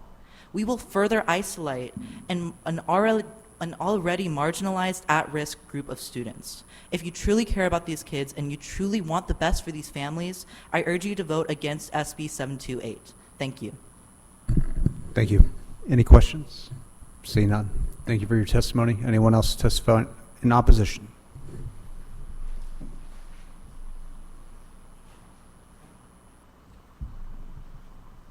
Good afternoon, committee members. Can you hear me? Proceed. My name is Sage Coram, and I am here on behalf of the American Civil Liberties Union of Missouri, as well as our approximately 15,000 members in the state. And I am here to offer this testimony in opposition to Senate Bill 728. This bill is a direct attack on the rights and privacy of our students and educators. Specifically, this bill targets those students who identify as members of the LGBTQ+ community or identify as gender diverse. This bill also seeks to regulate how educators interact with these students. This bill is a manifestation of the myth that our schools are indoctrinating our youth and forcing them to change who they are, when in fact the opposite is true. This bill seeks to control and enforce partisan views on our children and stifle the free expression of ideas in the classroom. The schoolhouse is a place where all children are entitled to quality education regardless of their gender identity or sexual orientation. Students learn best when they feel safe, accepted, and trust their teachers. School staff and administrators should function to promote such an environment, not degrade it. This bill would require teachers and other school staff to notify the parents or guardians of a student who expresses quote-unquote confusion about their gender identity or when a student wishes to go by different names or pronouns. First, requiring school staff to inform parents of such disclosures ignores the real risk of harm to young people who live in abusive or unsupportive environments and simultaneously drives them away from the few adults they know and trust. Further, this bill would place educators in the impossible position of choosing between either abandoning students' safety, confidentiality, and trust, or subjecting themselves to civil penalties and termination. Thus, in addition to posing a threat to student well-being, this bill likely violates teachers' rights under the First Amendment. This bill would only serve to harm students, educators, and our state as a whole. And on behalf of the ACLU and our membership, we respectfully ask the committee to defend our students, educators, and their rights, and urge you to vote no on Senate Bill 728. Okay, thank you. You had said that this is a partisan bill. What part of it is partisan? I think folks spoke earlier to the fact that this is bringing politics into the schoolhouse based on sort of gender identity. How is informing parents partisan? I think really at the heart of it, this bill is about. Well, you're from ACLU. How is that legally a partisan issue just by allowing parents to be informed of something? Well, as I said, this bill does sort of put teachers in a bind and likely impacts. But how is their that first- partisan versus just being transparent? Right. I think really First Amendment rights, I think we agree, are a nonpartisan issue. And I know we are short on time. I would be more than happy to follow up with you in sidebar on this conversation. Okay. All right. Thank you. Proceed, Senator. The teacher's responsibilities to protect kids, it's a legal responsibility, right? I myself am not a lawyer. I would like to consult with lawyers on my team to answer that question. Okay, I'm just wondering how this would conflict with that. If it is, a legal obligation, and they know by telling these parents they're putting the kids in harm, well, which law do they break? So, in terms of what we know about this bill, there is a bit that would either seek to compel speech, which would be a First Amendment issue, and then we also know, sort of based on student well-being, and we've heard from other folks, that communicating with parents without sort of consideration of students' privacy and safety could lead to harm. Thank you. Any further questions? Any further? Seeing none, thank you. Further testimony in opposition?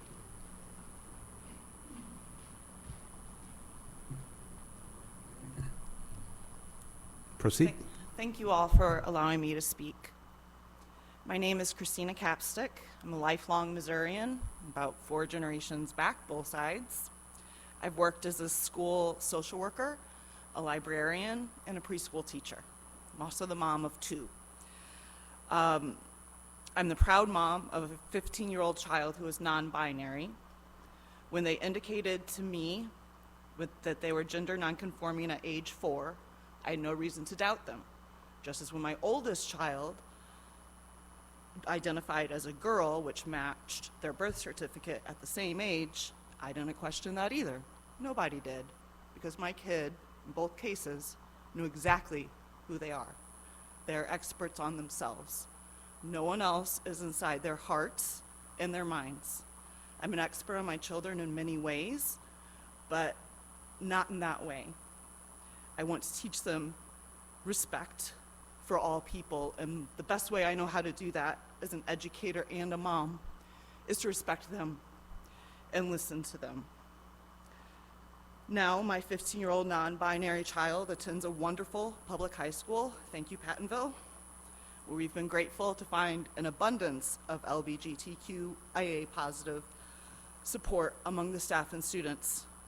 My child is safe being out at home, but has queer friends at school who are not safe in their homes. Some of those children are supported at school by their teachers or their counselors, but not by their parents.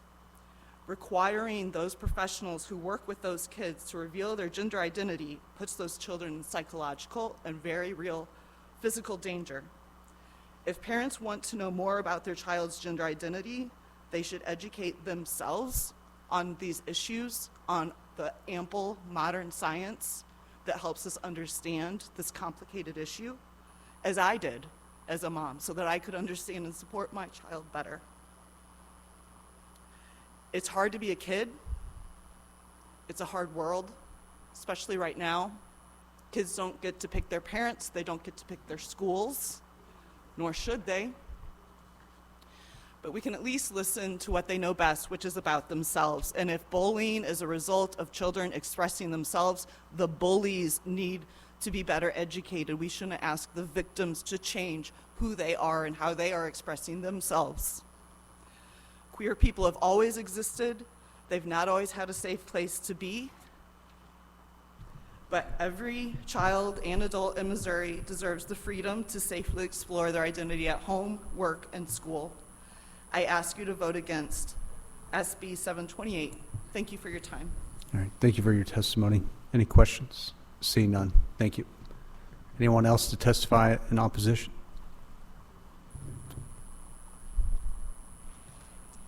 Good afternoon. I'm Amy Quell-Hammerman. I am a volunteer with the National Council of Jewish Women in St. Louis, and I serve as our state policy advocate. And I came here to talk about why I think this bill is dangerous and unnecessary, but I'm really going to talk to you as my real day job, which is I'm a boring suburban mom to 2 kids in public school. And my kids are not non-binary or transgender. They are cisgendered, heterosexual teenage boys, so please pray for me. But one of the things that bothers me about this bill is that I love my school district. I'm involved in my school district. I keep track of who's running for the school board, who the administrators are, who they're hiring. I, with all due respect, do not want the state legislature making top-down decisions about what happens in my kids' schools. I have a school board for that. They meet every other week. We can show up and ask them all kinds of questions. We can make all kinds of demands. The people who serve the school board, they're my neighbors. They're fellow parents. If anybody's going to know what is best for the schools in my own community, it's going to be us and them. And I'm sorry, but not the whole state. You don't know about my community. I don't necessarily know about yours. I do not want this legislature to micromanage what's going on in my kids' schools. So I beg you to let us take care of ourselves and not insert yourself into that. And I'm happy to take any questions. So I guess, so you're against being informed as a parent by your school? Well, I apologize. I should have been more specific. I'm agnostic on the transparency provisions of this bill. I'm speaking primarily to Section 170, which would put requirements on teachers outside the scope of actual teaching. Okay. Senator Beck? All right, so I'm going to put you on the spot because I'm going to go back to the first part of the bill, the so-called Parents' Bill of Rights or whatever it is. Since you're involved in, you mentioned you're involved in your school and all that stuff. So is there like curriculum committees in your school? Yes, actually. Where the parents and there get is together? a curriculum committee made up of community volunteers, including parents or other residents of the school district. And additionally, there is I believe it's called a Community Engagement Committee on which I serve, where we follow the legislation that goes through this body that affects public schools. So you have the ability to get into the curriculum if you want as a parent. Do you get like a handbook, or probably it's all online now, a lot of the stuff, but where you have your rights and what you can do, and there's like student portals probably in your school district? Well, I can only speak to the school district that I live in. That's all I'm asking you to speak to. And I feel fortunate that we have a curriculum night. The teachers literally had hard copies of the textbooks. They give us access to their Google Classroom. We have Infinite Campus where, frankly, it feels like I'm Big Brother watching because I can literally see every grade on every homework assignment that gets input. And so I believe that there are schools that are making effort, that doing exactly what the transparency portion of the bill asks for. And while at the same time, I can't speak to whether all school districts do that, which is why I would say that I'm agnostic on that piece, only insofar as there are already so many demands put on teachers, educators, administrators as it is, to the extent that these requirements would be superfluous. Yeah, no, I agree with you. My daughter's a teacher, and she's told me the red lines that when she'll quit, and there's certain things that she's going to do. And I think she's a pretty darn good teacher. She teaches in the well, I better not say anymore because she hates when I even mention it that she teaches. But she's a good teacher, but they feel the pressure of all these things that are put on them. And then meanwhile, we say we're trying to keep teachers, and it's super hard because it's what's it worth? I think these folks go into this profession the vast majority of the time is because they love it. It's not about money. It's not about anything else, but they want to do that. Well, certainly not about the money in this state. Yeah, 100%. But I just wanted to say that we put so much on them that this will be another mandate that we're going to put down on teachers, and now it's actually going to put children in the part that you were referring to is going to put children in jeopardy and possibly have some unfortunate consequences happen, and that would be really bad on our part if we let that go through. Thank you. Further questions? Seeing none, thank you. Further testimony against?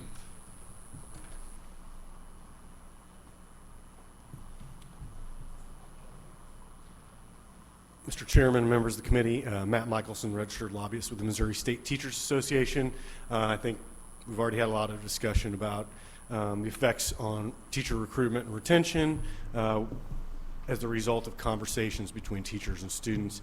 One aspect of the Parents' Bill of Rights that I think we would like to draw attention to that hasn't been mentioned is the parental notification on page 4 as it relates to teachers and school employees who are detained or arrested for or charged with misdemeanors that directly pertain to their student safety. That would be letter D. Detained really seems like a low bar and without any real due process for the teacher or the education employee. So I think we could see situations where there could be false reports made and individuals could be detained, and then ultimately that has to be conveyed to all of the parents in the district. So I just appreciate if the committee took a closer look at that language as well. Any questions? See none, thank you. Further testimony?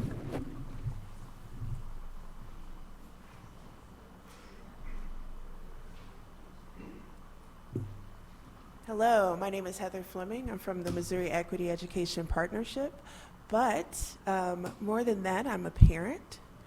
And as I have for the previous years that we've had to sit here and look at and talk about Parents' Bill of Rights, I asked the question, what parents? Because when we look at some of the provisions within this, it gives over power about curriculum, about decisions being made within the schools and within the classrooms to a small, many times angry group of individuals, group of parents.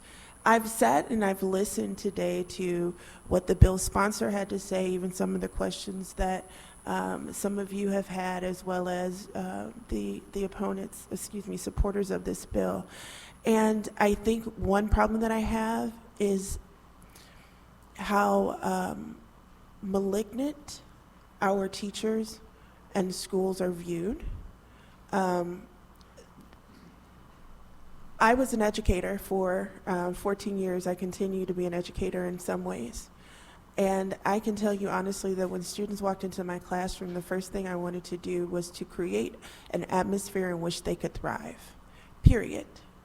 I worked with parents to do that. I worked with school counselors, administrators, and whoever I needed to in order to do what was best for my children. And I can tell you that I know lots of teachers, and that is also their goal.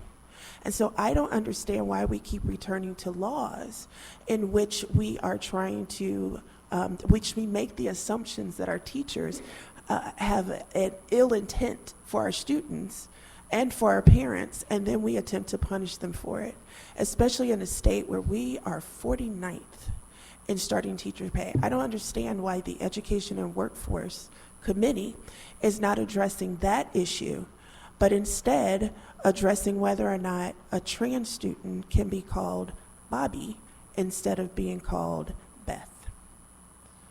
So we have a lot of work to do in this state. We turn down millions of dollars to feed children that are hungry. We continue to take steps that show that many of the people we're electing don't even like Missourians. Why are we doing that? Why are we creating bills that make life harder for so many of our constituents? I would like better. I deserve better. Our entire state deserves better. And certainly our trans children deserve better. Thank you for your testimony. Any questions? Seeing none. Anyone else to testify in opposition?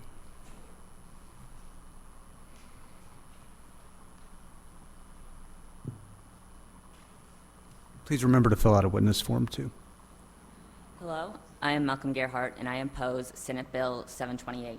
Kids who realize they are transgender face a difficult decision. Do they play it safe in hiding their identity until they are certain the people in their life will be accepting, or risk being rejected by their loved ones? A common thing that trans kids will do is talk to their friends and later teachers about using a different name or set of pronouns. Kids that do this are either often testing to see if this is what they're looking for, or because they are too scared to come out to their family. Kids look to schools and see them as spaces for them to thrive and be themselves. If Senate Bill 728 is passed, transgender students will be scared to do just that. This will not make schools safe for them. It will instill a sense of uneasiness and fear. I also want to share my experience as a trans person studying to become a teacher. About a year ago, I came to terms with my gender. It was a hard process, and one that I pushed away for so long because I was scared. I was scared how my family and the world would react. I know that my family is accepting, but the fear of potentially losing my parents and my siblings held me back. I eventually overcame that fear, and luckily my family accepted me and continues to love me as their son. I should not have to say how lucky I am that my family continued to love me, but I have to. Anti-trans sentiment is becoming more pervasive in our society and leading to parents to turn on their own children. If this bill passes, it will further that anti-trans sentiment. As I previously stated, I am also starting to become a teacher. And every person that whenever I tell them I want to teach in Missouri, they always look at me like I'm like some idiot. Like, why would I want to teach in Missouri? And that hurts me because Missouri is my home and I don't want to leave. And I also want to assure everyone here that I am not being taught to push any sort of agenda among students. If any agenda that I am being taught to push is to respect each other with the respect that we are all deserving. If this bill is enforced in schools, this air of uneasiness and fear that I spoke of earlier will hang not only over students, but over us teachers as well. If this bill passes, then I, as a teacher, could lose my license for not alerting parents of a child's, quote, discomfort or confusion of their assigned gender. Would I have to call a parent to let them know that their child hates being a woman because she has to deal with period cramps? Would I lose my license because I forgot to tell a parent that their Samuel goes by Sam? Where's the line here? This bill is inept and stupid and will affect every person involved in every child's education. My last and main point I want to drive home is that kids know more about their parents than teachers do. It is only natural to let the hard and terrifying decision of coming out to their parents to the kids. If you care about kids and want them to thrive and grow into the best person that they can be, I urge you to vote no on Senate Bill 728. Thank you. Thank you. Any questions? Senator Rehder, proceed. Thank you for that and for being here and staying here in Missouri. You touched on something that non-dominant people may not quite understand, and tell me if this experience was different for you or for most trans folks, but coming out isn't a one-time thing where you announce it and everybody hears. I think you said, a lot of trans kids, and maybe you came out to your friends first, those people you were most comfortable with and you were pretty sure were going to have a positive reaction. And then you move up that chain, right? And sometimes the parents are the last to know, most of the ones closest to us, because they're the ones that can hurt us the most if we get the rejection. So sometimes that's not fair of us, and sometimes it's not fair of them. But do you think that's the majority of folks in our community, their reality? I personally would say yes, and I definitely agree with you when you say that coming out to, especially family is the most difficult because they're the ones who we, for the most part, either care about the most or their opinions of us matter to us the Yes. most. And nothing would hurt more than for them to suddenly stop loving us. And that's sadly a legitimate fear that a lot of people have, and I think oftentimes it's harder to come out to dad than it is mom. But thank you for being here. Thank you. Further questions? Seeing none, thank you for your testimony. Anyone else testify in opposition? Okay, seeing none. Anyone to testify for informational purposes? Okay, seeing none. Senator, would you like to close? Senator.